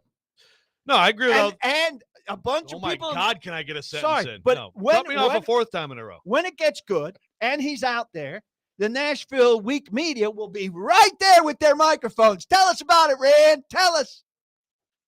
Go ahead, Joe. Can I talk? I agree with what both of you guys are saying about the messaging and all that stuff. I do. I just, to me, like the more important thing is the only question to me is like, can he do the job? Can they do the job? But him, can they fix this? Can they make enough more good choices than bad choices? That's it. I mean, you're right. Clearly, they don't want him talking. I think that's true. I don't think it's just that he doesn't want to talk. I think that they don't want to. Well, because they know the he'll put his Suss foot in his interview is an mouth. example. Sure. So all that stuff is, and so I totally also understand how that angers fans. But all I care about is can this person pick good players and Is fix that a team part or of the not? job when he picks two cornerbacks who can't be on the field to say, Like I said, I agree. Rand, you spent a lot of money on these two cornerbacks and we haven't seen them on the field. Yes. How's this go against Like I what you said. expected when you made those moves? Like I said, I agree. But like when we're talking about the fundamental, are you staying or going? Are you firing or not? You're saying no too, right? You're not firing them right now? Unbelievably, I'm not firing them right now. Well, and I would the separate only him reason- from Brinker. But the only reason that I'm not is I'm not certain right now that he can't fix this. I haven't seen only bad. The stability thing, yes, it matters. But I also agree with the idea that, look, if you don't think he can, if you don't think you're up to it, then you have to move on. Right. I mean, like the stability thing it's not college football, man, where you're trying to hold a recruiting class. I mean, it's- Sadly, here's the thing, though. If you were to fire him, who's making the decision on replacing him? Amy. Well, sure. The whole problem that we always will circle back to is ownership. I mean, But that's not she going got anywhere. pretty lucky with John Robinson. She's batting, in my eyes, 500 right now. I'm not giving Rand a thumbs up. I think people who are supporters of Rand and still want to give him the chef's hat are cherry picking his acquisitions. And But you obviously think he's done enough good that you wouldn't fire him right now. well, I'm on the side of stability. So I'd give him another acquisition class. I would have given even Robinson another acquisition class. But I would keep him conditionally, and I would go to him and say, I need you to change the way you're operating, the way she didn't do with Vrabel. Now, Vrabel was a very strong personality in terms of the way he was going to operate. It might have been hard to get him to change. Rand, I think you can make change. And Rand, I would send to finishing school in terms, if you're such a great relationship guy, you got to be able to stand in front of a microphone and speak and not put your foot in your mouth and defend your decision. These are your people. You should be able to stand and talk about your people, defend your choices, admit your mistakes, emphasize your successes. And if you can't do that, you can't do the job. Well, and John, I know you're not saying this specifically, but like the bar for the general manager shouldn't be, it's not all bad, right? Like, no, Rustin Webster did some good things. Mm-hmm. It didn't work out well for him here with He the knew Titans. that he got a Right. left tackle a year ahead of time. Exactly. So like, I need better than it's not all bad. Like I need some hope that it's not only not bad, but it's good moving forward. Like I need you to show me some good as they move forward. And there's just not enough of that right now for me. Brian Callahan's transparent. All right. If we want to talk about Tavondre Sweat right now, the question is like, hey, guy's a good run stopper, but for 38th pick in the draft, he's not influencing the pass at all. Yep. What I would love to know, like, hey, what did you see from him at Texas that led you to believe he'd be a two-way player, and where is he in the development of that? Well, Callahan's good on that, but I'd like to know about the scouting element of that. Yeah. Now, I'm not saying that I should be able to get Rand anytime on that.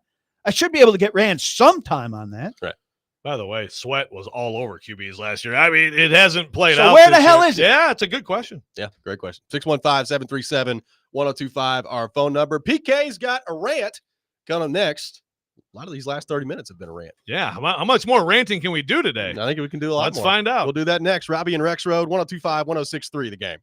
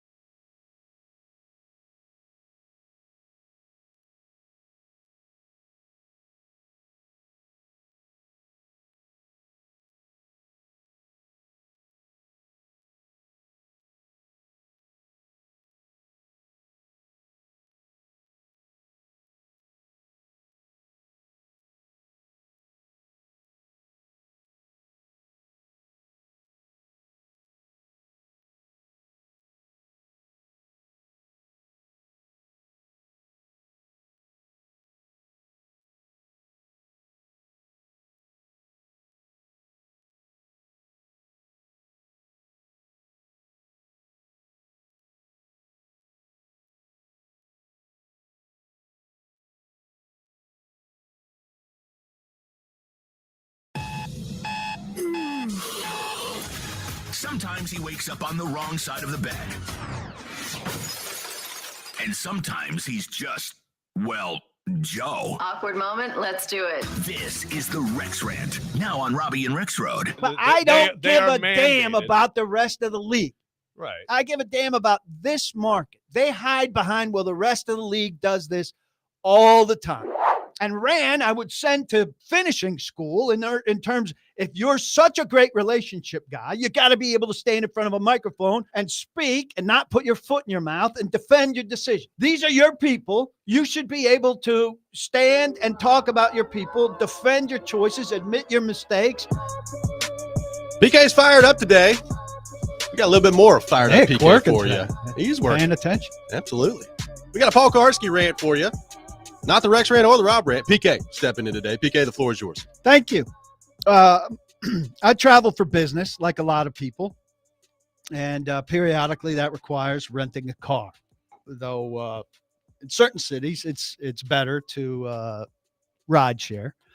But at some places you need to rent a car. In LA, I needed to rent a car. So I get to Avis. My car is in my spot. I get into it. It's a beautiful car. I don't know the brand, but it's an electric car. Now, some people say, oh, California, of course, an electric car. There are electric cars increasingly at rental car operations. So I get in and I drive to the gate and, I scan my code and the woman's all ready to go. And I say, well, what do I do? Like, how do I can't refill the gas. What happens here? And they go, oh, you got to bring it back at 72. And then he looks at the meter in the thing and the meter says 52. And he goes, oh, you got to bring it back at 52. And I said, I've never dealt with an electric car. I have no idea like where to go, how to plug in, what to do. I have no interest in this if I have to recharge it. I didn't come out here to learn how to use an electric car. And he goes, oh, you could go around the corner here and just take one of those 3 cars over there and swap it out. I go, all right. It wasn't my plan to spend time here, but all right. So I go around the corner, I get a different car, come around. And the different car, I'm not allowed to have. It's an Uber car. I don't know what that means, why Avis would have an Uber car. So I do this 3 times before I'm in. Now I'm in a hybrid. It doesn't drive nearly as nicely as the electric car, but I'm in a hybrid, which I presume you refill the gas like you would on any other car. But the gas gauge, I'm noticing on Sunday night on my way back from SoFi, the full isn't coming down, but the E is over a little bit. Like it's a backward gas gauge. I don't know if this is giving me a signal about the electric part or what, but the full hasn't moved. So I'm like, well, I've done some significant driving here. I'm in LA. Of course I've done some significant driving. But then finally on my way to the airport, the F moves a little bit. Fortunately, this is one of those airports where there are actually gas stations within, conceivable distance. A conceivable distance. I'm actually passing gas stations as I see this. So I pull over, I get, $20 worth of gas or whatever. I return it. Everything's fine. How can they give you electric cars at a thing? I mean, what percentage of Americans know how to where and how to charge an electric car to bring it back? I would think they're equipped to charge the electric car. It's not like getting gas. There's not a physical fuel to put in the car. I can understand bringing back the car physically fueled. But if you're just plugging it in, I think I should be able to bring it back at whatever. Yeah, just plug it in. And you just plug it in. Exactly. Is this outrageous of me? I'm not plugging in your car. That's what. And what are you charging me for not having it plugged in? Yeah, that's what I don't understand. Like if it was 52 and you and bring it back at 52. Well, no, what you have it at 100 and I'll bring it back at 100. That's the binding contract that we've had for the whole time of cars. Because Enterprise does whatever they are. You bring it back. Joe's an Enterprise guy. Wow, we got an Enterprise. Well, what is this magical? Disrespect. What are you? What guy are you? Because it sounds like an awesome situation. Well, I go between Avis and National, which are up near the top of the pyramid. The Enterprise is like barely above budget. Okay. Enterprise and budget. Apparently, Avis and National are kind of kind of rough because I was Enterprises. You bring it in whatever it is. Rexrode, have you ever driven an electric car? I've probably rented from everything. I have never driven an electric car. No. Would you know what to do if you bring I it mean, back? I've seen charging stations. I go to one of those. So I'm going to go sit at a Right? charging station for 20 minutes But in how long order does to that bring take? back my electric car? That's a good. I don't know. Like, do people just, if This you is have a an electric new- car, This is do you just go to a parking lot and be like, well, I got 45 minutes to kill. I'm just going to sit here and just mean, let this this thing charge up, baby. revolutionizing the industry in a bad way. Yeah, And it is. more reason to Uber and Lyft. So, have you been charged for anything? Like, did you Well, figure no, out but what I got in a car that was I know, but like, partially you a gas was car, and I saying, like- filled it up. Okay, you filled it up. Okay, so like the I'm hybrid not above combo. returning it not full if there's no gas station and it's late enough. But this electric thing, I now have to like put a notation in my thing that I don't want an electric car. Yeah, we're just not even gonna As fool. nice as these electric cars are, I don't understand how to refuel, re-energize. You're doing really great screaming about the Titans. This rant kind of sucked, man. Sorry. Wow. You're okay. Yeah, this rant kind of This actually is called a rant, Joe. There's something I'm upset about in society. I'm pointing it out to people. We're going to try to solve it together. People like it on the text I line. think it was You know, better. It it's was the better football when you. playoffs now, and I want to offer everyone a reminder. The refs are out there doing the best they can. Yeah, you were doing fine. You were doing just It's all right. fine. We'll get back to you Titans. kind of screwed it up. Yeah. That was a wasted It's fine. segment. I thought it was really good. Thank you. Wow. Thank you, Robbie. Thumbs 615. down. Listen, this show is Robbie, broken I say down. thumbs down. Robbie has an appreciation of me on this show, which is why I keep coming. And if it was you alone, I would not keep coming. And I'm reconsidering subbing for Robbie on Friday based on anytime you're now out. I have to kiss your ass again. Anytime Okay. you're out, I will come and sub for you because Robbie appreciates me. But coming for you, I'm reconsidering. You can go get one of these interns that'll give you 3 hours of, yeah, Joe. Yeah. Yeah. Let's talk about the hockey game some more. I thought the puck was in the corner too much.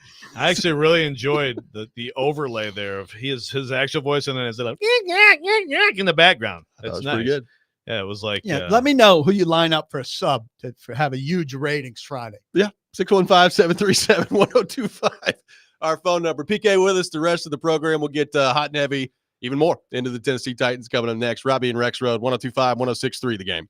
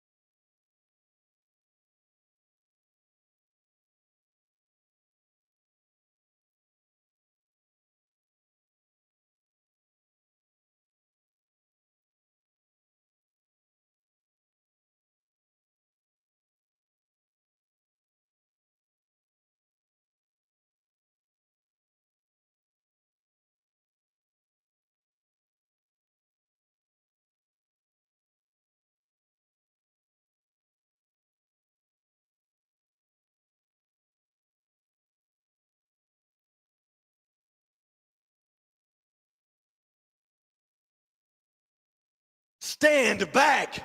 There's a hurricane coming through. Paul Kuharsky from paulkuharsky.com with us for the next hour, talking all things Tennessee Titans, brought to you by A Moment's Peace Salon and Day Spa and Parman Energy. Visit parmanenergy.com, your one-stop petroleum solution. And as we do every week, we'll take in your best questions for PK on our text line. The best question will win a $50 gift card to A Moment's Peace Salon and Day Spa. So keep those questions coming. 615-737-1025, our phone number. Make sure you do it on our text line. Don't call. You can call with the question if you want to. But to be eligible to win, it must be on the text line, driven by WilsonCountyHyundai.com. I'm loath to give him any attention, but Stillman thinks I'm a hillbilly because I don't know how to use an electric car. Oh, is he texting you? Is that the bar? I'm the least hillbilly person in Maybe America. Hillbillies aren't bred in New Jersey and New York. Stillman, We sure about meanwhile, that? is We come- sure about that? Yeah, you could call him what you want. White trash would be from up there, which I certainly am not either. But Stillman is from hillbilly country, and if you look at let's him, offend the entire listening audience. if you look at Stillman, who I would think stands in front of a mirror all day, admiring himself, has apparently not made the connection that kind of is what a hillbilly looks like. Wow. So this is baloney head against Mr. Ivy League, as we've called it before. Since you brought it up, since you can't help yourself, I can't help myself if Stillbilly thinks thinks if he and I were standing side by side, I would be picked as the hillbilly. That's ridiculous. I'm a lot of things. I'm overweight and bald and dumb on a lot of issues and stuff. Kind of dumb. But You're kind of a jerk. If rude, all of these things. But my roads are all paved. I wear That's the shoes. first time I met you, I was like, yeah, Look at that hillbilly. hillbilly. Yeah, it's good. I like that. I mean, But he's going to die on this hill. To be fair, still he doesn't have a ladder. So I do. Since you brought him up, though, you told us about this text, and then still he almost. Rexrode can't wait to get talked about this. Stillman basically cursed on So he almost. His I've license been should be listening. suspended. I've been listening during the breaks to the text you sent him, and this. He almost said the F word on the air. But can I just say, he actually had a segment where because Brian Callahan just answered honest questions about Levis, and like he always does, which is good. And he criticized him because he didn't lie, basically, which is such a telling on yourself thing for Stilly. You actually he missed an opportunity to lie and to overinflate what Levis did so that we could all finally rip him and be like, oh, so Brian Callahan has become dishonest now, as opposed to honest like he's been his entire time. I mean, it's again such a tell on yourself moment. And then by Stilly. if he came out, he says, "Oh, I don't know what I'd do." Yes, you do. If he came out and pumped up Levis off of that game, Stillman would have gone crazy. But about how can you pump up this guy off one game? It's meaningless. It was 175 yards, which is nothing.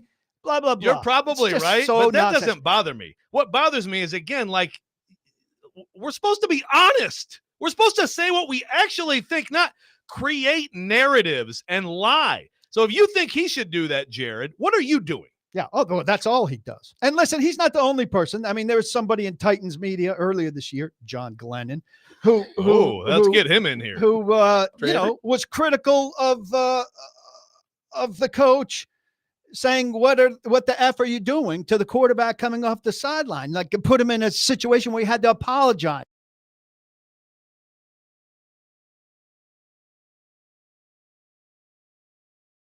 Coach was being himself in the moment.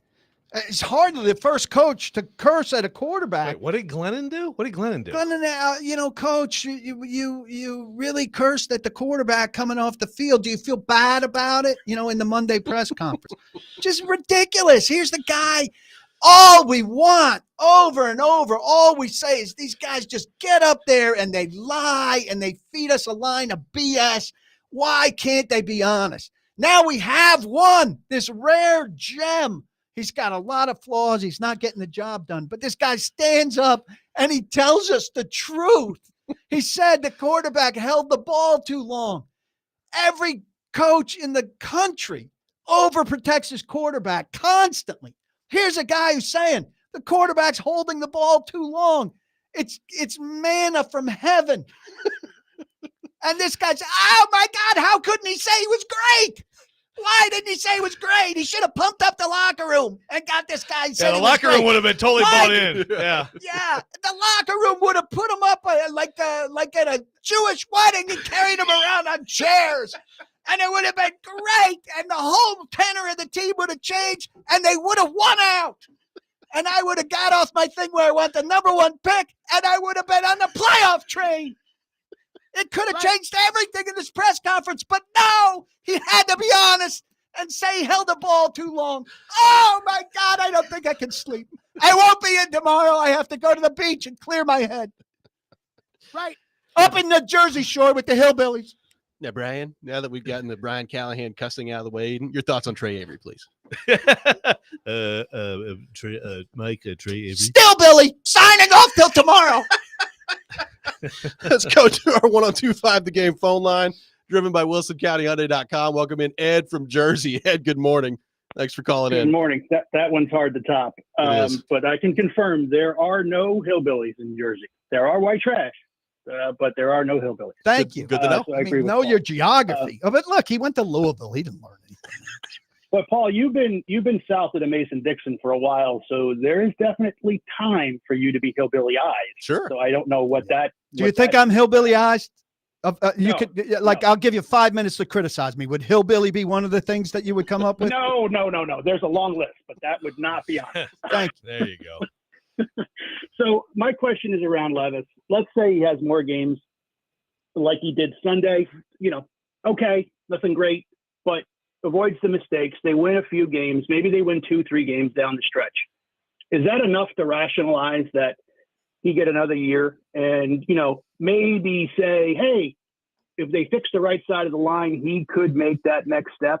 Does the front office and coaching staff have enough equity with Amy to sell that? If he gets another year, he gets another year because they spend their capital on these other positions we're talking about. Right tackle, edge rusher, dynamic young receiver. And they think we can win. Hold on. You've never heard this before. With a run game and defense and efficient quarterback play. Get excited. The thing that we've all been waiting for in Nashville, a non-dynamic offense reliant on a running back and a defense that will have to learn to touch the quarterback and turn the ball over. So I find that to be a very, very remote possibility. To me, I think Levis being back next year. Well, Levis is back next year. Yeah. He's on the roster. Hopefully, at the very least, he's in a competitive situation. So competing with a rookie they drafted or likely the backup to the veteran they acquired. I just can't. At this point, a lot of football left this season. So if he goes upward from the last performance, which was fine, pretty good, like Brian Callahan said, honestly, that's fine. Did some good things, did some bad things. Held the ball too long. But if he goes way up from there, then fine. You entertain it after a few weeks of that. But at this point, I think it's pretty remote. Don't you guys? I do too. But to his question, what if he gives us 8 games roughly of what he did Sunday with the sacks down a little? If there's no turnovers in all of those games, okay. Well, let's say he turns the ball over, Yeah. Once every other game. Well, I said the other day, if that performance happened at the beginning, then it's like no one's having a parade, but there is a little bit. Okay, all right, then that looks like if a he's reasonable. an okay quarterback. Yeah. I think, I think, but again, then you get into all the stuff we're talking about. We are sitting here talking about job security for all these people who are in charge. Yeah. By the way, someone's ripping you for you trying to separate Brinker. You trying to protect your little guy Brinker. Is that what you're doing? Brinker is not my guy. Here's what I'll say about Brinker. Your boy. Go Brinker's ahead. Defend your boy. Go ahead. Brinker's unknown, and Brinker to me is a normal guy. Like he can answer a question. He can talk. I don't see him doing any pressers. Well, he's not doing pressers either. Okay. I'd like him to be more available, but I've requested him. I've been granted him, and I've sat down with him, and he's answered questions competently. So he's your without best friend, putting and his you're foot defending in him. his mouth. Well, that makes sense. He's a normal guy, kind of like Callahan. Ran when asked questions. Says, let's not talk about Tajay Spears' knee on the day he's drafted. It's the most important day of his life. Brinker doesn't strike me as that kind of guy. So Brinker gets a little bit more of a chance from me because I find him not to be this. Nobody's going around saying, hey, trust me, Chad Brinker's great. I know you don't see it, but he's building relationships like you can't imagine. He can't conduct a press conference, but this guy behind the scenes is a wizard. Nobody has come up to me and said that. And that's your standard for. I'm just saying. I'm just saying. I'm judging him as a normal guy. I mean, I just look at the front Rand office. doesn't. Carthon has a PR firm working for him behind the scenes. Yeah. Brinker does not. So you're viewing them together, though, is what you're saying. I'm saying I'm viewing them as two separate individuals. But Rexrode as saying opposed he's viewing to. them Well, how do you view them? I mean, I kind of view them together. Maybe that's a mistake on my part, but I just kind of view the whole front office operation right now together. Yeah, Rand brought in Brinker. Exactly. Rand identified him and brought him in. Rand identified him and brought him in, and he has passed Rand. Well, I understand which that. says something. Well, it all says true. something about ownership. Again, I keep going back to that. Oh, yeah, there's another thing that makes 0 sense from ownership. 0 cents. Right. Let's go back to our 1025 The Game phone line. Welcome in Kenston. Kenston, good morning. Thanks for calling in. Good morning, guys. Love what you guys do. Love tuning in every day. Especially Wednesday. Especially exactly really when Paul's on. But great job for Robby and Rexrode. Thank you. A very hypothetical situation that I thought about. I know a ton of things will have to go right and wrong for both of these scenarios, but eager to hear what you guys have to say. If they do clean house, bring in a new GM and all that, and if a guy like Shadur Sanders is there for the taking, and we have a head coaching opening, and Deion Sanders, I know you can go, takes Colorado on a magical run, and he's this year's Harbaugh, right? The hot college head coach. In any event, to make a splash, to appease the fans, or if it's a you want me, you got to bring my dad situation on. We see where you are, Paul, but could that be something in the line of thinking for Amy to bring in a guy polarizing as Deion Sanders to be the next coach? So my quick answer is I would never, ever, as an NFL franchise, sign up for a coach and his son at the quarterback. I just think that's a terrible idea. It's very collegiate. So I'll take it away from this specific situation, and I just I think general, Deion is obviously. I mean, Deion deserves credit for what he's done this year. I'm blown away by how much better they are than I thought they would be. I mean, the Big 12 stinks too, but I would never sign up for that. You compared him to Harbaugh, by the way. Harbaugh has had massive amounts of success beyond Deion, right? Including NFL. He went to an NFL Super Bowl. Well, look, and I'm not going to discount the possibility of Deion getting an NFL head coaching job at some point. As a matter of fact, that sounds like a very Jerry Jones thing to do, and I wouldn't discount that as a possibility. I'm with you though. Like the idea of the head coach quarterback combo in the NFL, regardless of who it is, just doesn't seem like a very good idea. Now they could draft Shadur if he's willing to come here, which he may not be. Yeah, I think Deion, like again, he's done a good job at Colorado, but I don't. That doesn't to me make it like, oh my God, the NFL should be falling all over itself to hire Deion Sanders as a head coach. Right? But if the son is here, you're going to hear from the father constantly, probably publicly, definitely privately. Yep. And it's going to be annoying AF. Yeah, whatever. If you're in the NFL, I don't give a crap about what any parent says. Cares. Joe, this guy's got, surely 1 million Twitter followers, and he's going to be tweeting constantly. It's going to create a maelstrom. It'd be awful. Yeah, whatever. You want running commentary on Twitter from an NFL Hall of Famer about his son? You don't think that's going to cause disarray in an already non-functional organization? If that affects you, then you should be fired. If you're a head coach or a GM or whatever, and I don't think it affects them. Colorado, I don't give a crap. I think it's a constant story with your fan base. Whatever. 615-737-1025, our phone number. More on the Titans coming up next. Paul Kuharski with us for the rest of the program. Robby and Rexrode, 1025-1063, The Game.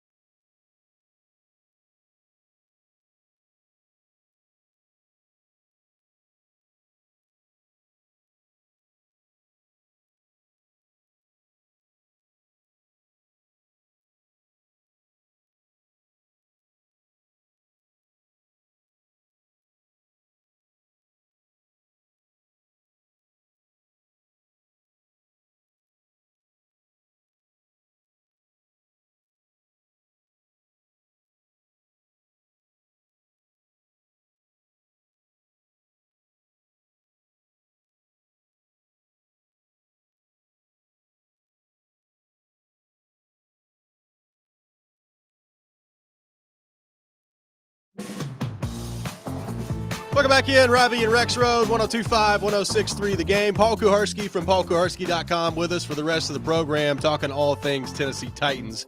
We'll take your questions for PK on our text line, driven by WilsonCountyHyundai.com, 615-737-1025. Let's go back to our phone line. Welcome in Joe to the program. Joe, good morning. Thanks for calling in. Hey, guys. Good morning. So, former DC of the Patriots, linebacker coach who Tomlin speaks really well of, DC now of really successful Vikings defense, but a nice lawsuit against the league. Do you think Brian Flores will be in a head coaching office at the end of this season? Thanks, boys. Thanks for calling. He will be a head coach again. Yeah. I mean, it's complicated with the lawsuit stuff, but he's really good. He's working in the league. I mean, the thing is, I mean, it's automatically very difficult to hire a defensive head coach because of the offensive coordinator difficulty. So you got to find a guy who's coaching receivers or quarterbacks or whatever, who you're confident can be a play caller. Yep. And if he's good, you've got him for 2 years, 3 years tops, and he's going to become a coveted head coach. And you've got to be able to have another guy on your staff who's ready to step in there. We saw that difficulty with Mike Vrabel. Or you got to find a retread, like Dan Quinn did in Washington and went and got Kingsbury, and all of a sudden that looks pretty good. Yeah, right? but Kingsbury he's going to lose in 2 years is going to be a head coaching guy again. So, the question is, who on Dan Quinn's staff is Kingsbury's disciple who he can put into that position? But what I'm saying, the year after. like I'm saying, there are still guys out there you can go hire someone else out there. They do get or a college, they get hired and fired, and college guy. Well, you're rehabilitating somebody, whatever. But the odds of getting stability there, if you're successful, are low. There's going to be turnover. But if you have stability at quarterback, then I still will like your chances. Well, and but that's more it's difficult. A fair. Well, right. I think they might have that in Washington. Like, I think they might be all right when Cliff leaves. Yeah. Well, taking that discussion to the Titans, though, we've talked about the front office part of this. And there are those that, we've got some questions about it today about cleaning house at the end of the year. It's very difficult for me to envision a scenario where Amy Adams-Strunk actually moves on from the coaching staff after the year. And by coach staff, I mean head coach. Like Brian Callahan, Colt Anderson probably going to be gone at the end of the year. You brought up OC. I'm interested to see how they view that at the end of one season. Scapegoated, whether he's good behind the scenes or not. Yeah. So you could see some changes. I said earlier, if the season ended today and you forced me to choose, I'd probably move on from the front office. It's hard for me to get there with a head coach when you're talking about a 9-game sample size. Here's the other thing about if you move on from one half of it and not the other half of it is that you're off. And this has been a problem for the Titans too often, that you're off calendar with them. Yep.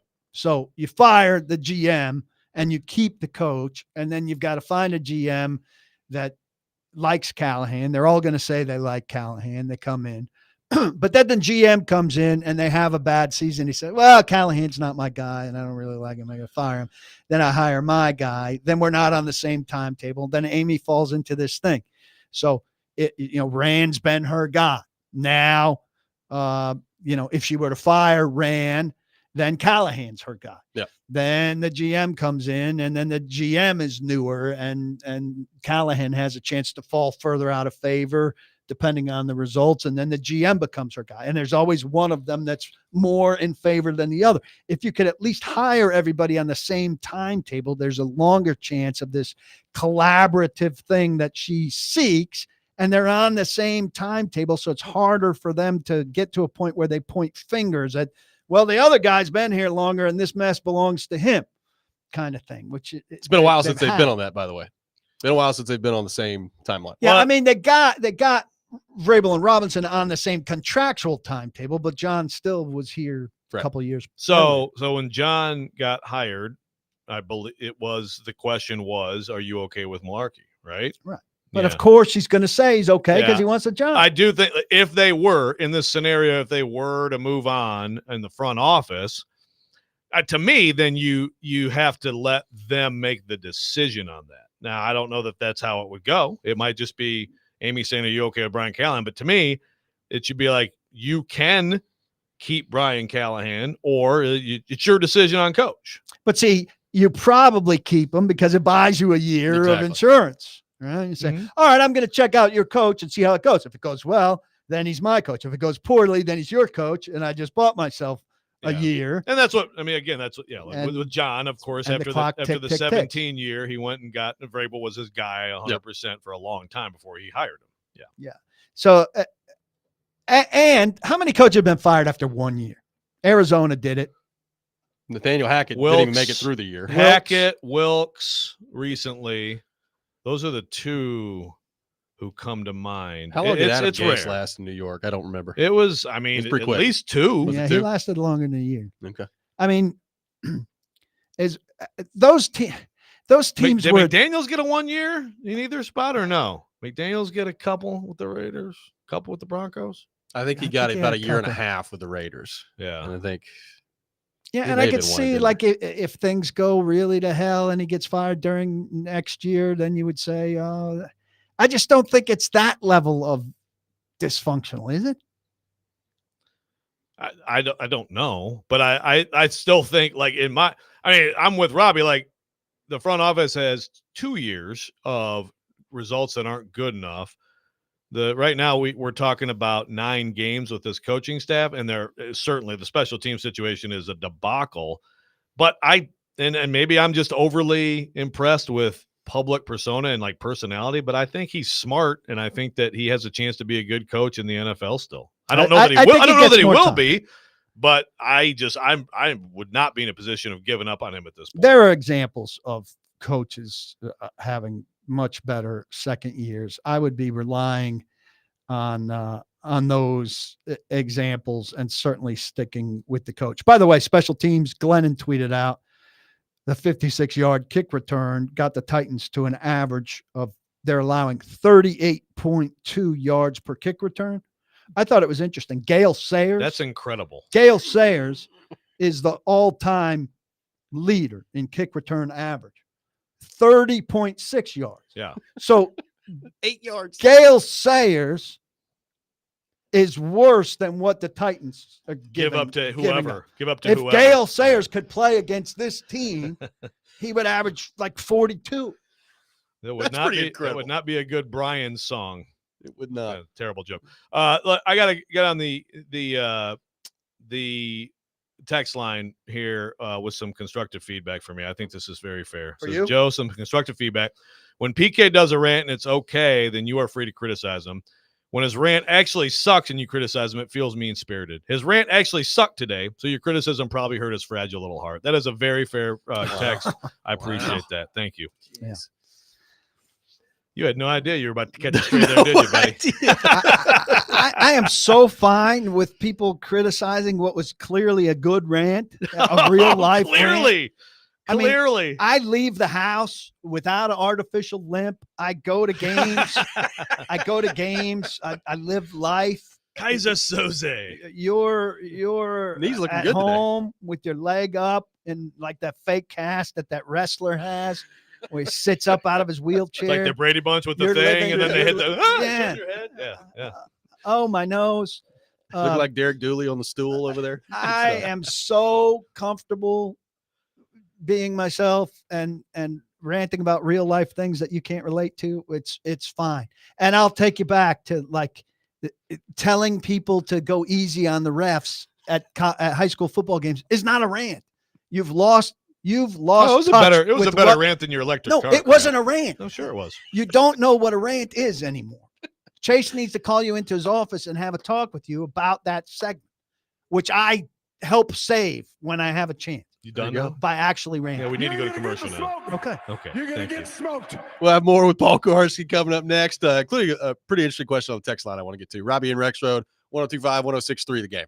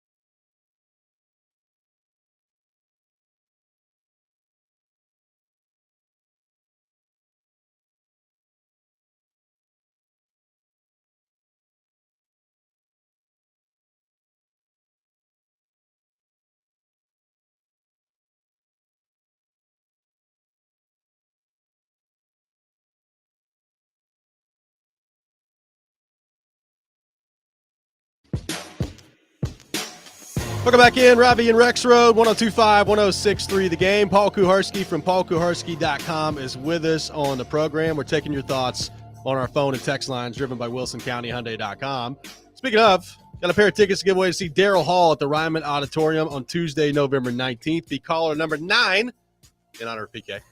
Caller number 9, pair of tickets to see Daryl Hall at the Ryman Auditorium coming up on Tuesday, November 19th. I think Hall is a talent, but these guys are making a huge error, he and Oates, by feuding. You gotta suck it up and just get on stage together for 2 hours. It's much more appealing to people. Have you ever called the phone number that's on my Twitter account? Why? No, I don't look at your bio on Twitter. Oh, really? It's just everybody doesn't do that every day. Policy for you. I don't look at. When's the last time you looked at my bio on Twitter? I've looked at it. I've seen it. I don't like shield my eyes from it. I'm going to give you a phone number. I want you to take this down, okay?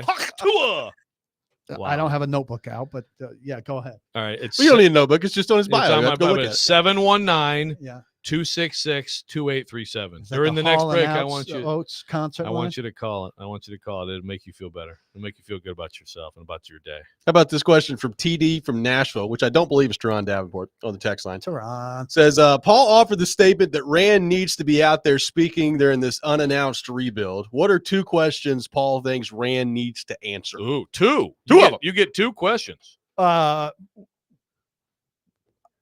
How far off of your expectations has the free agency class been?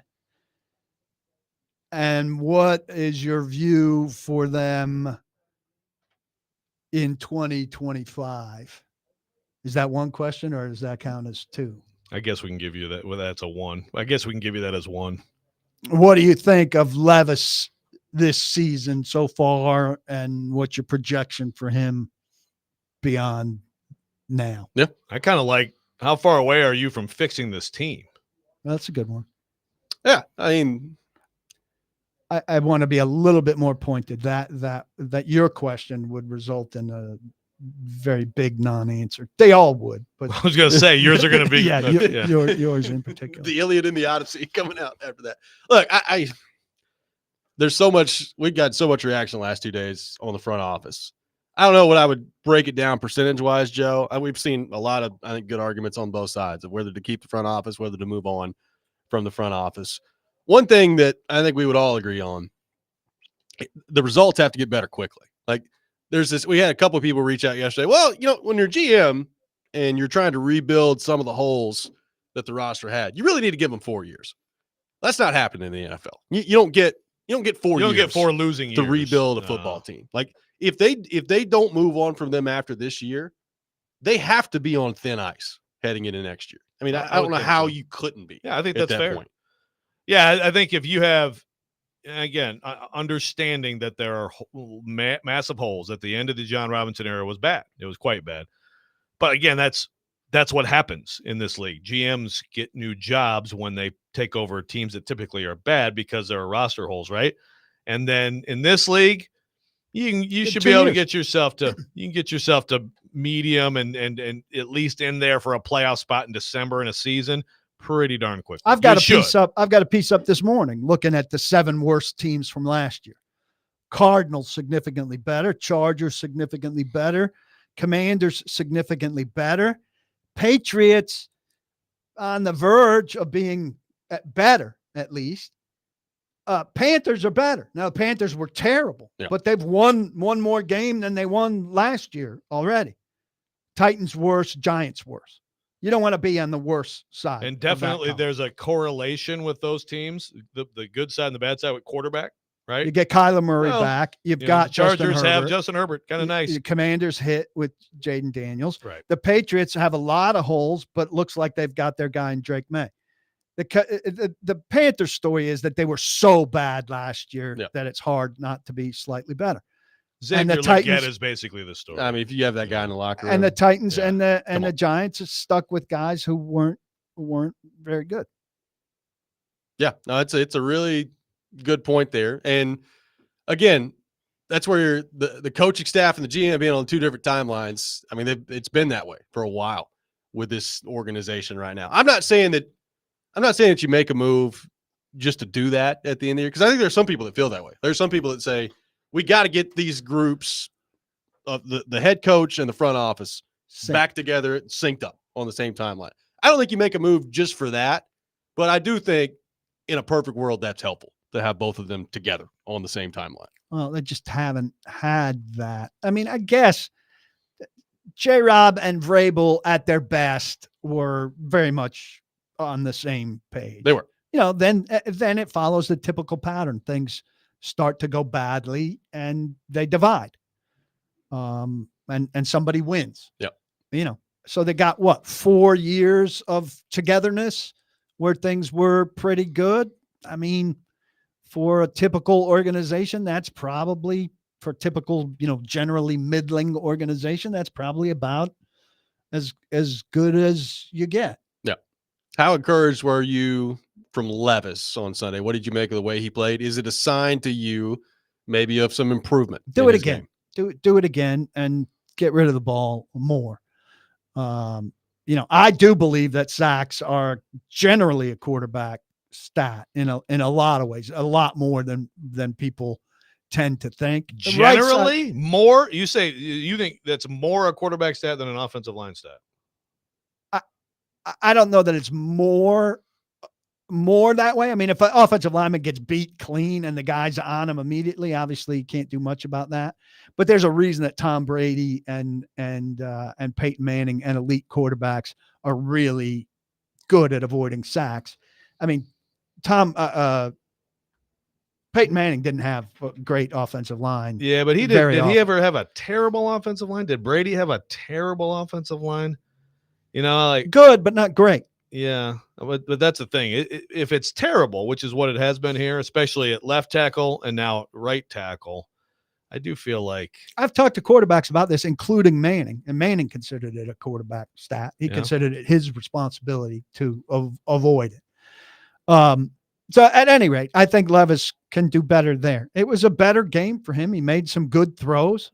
He found Ridley twice. He made some good throws to convert.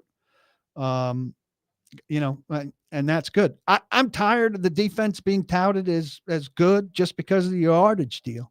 And the yardage deal, now has had significant contributions from bad turnovers from special teams. Right.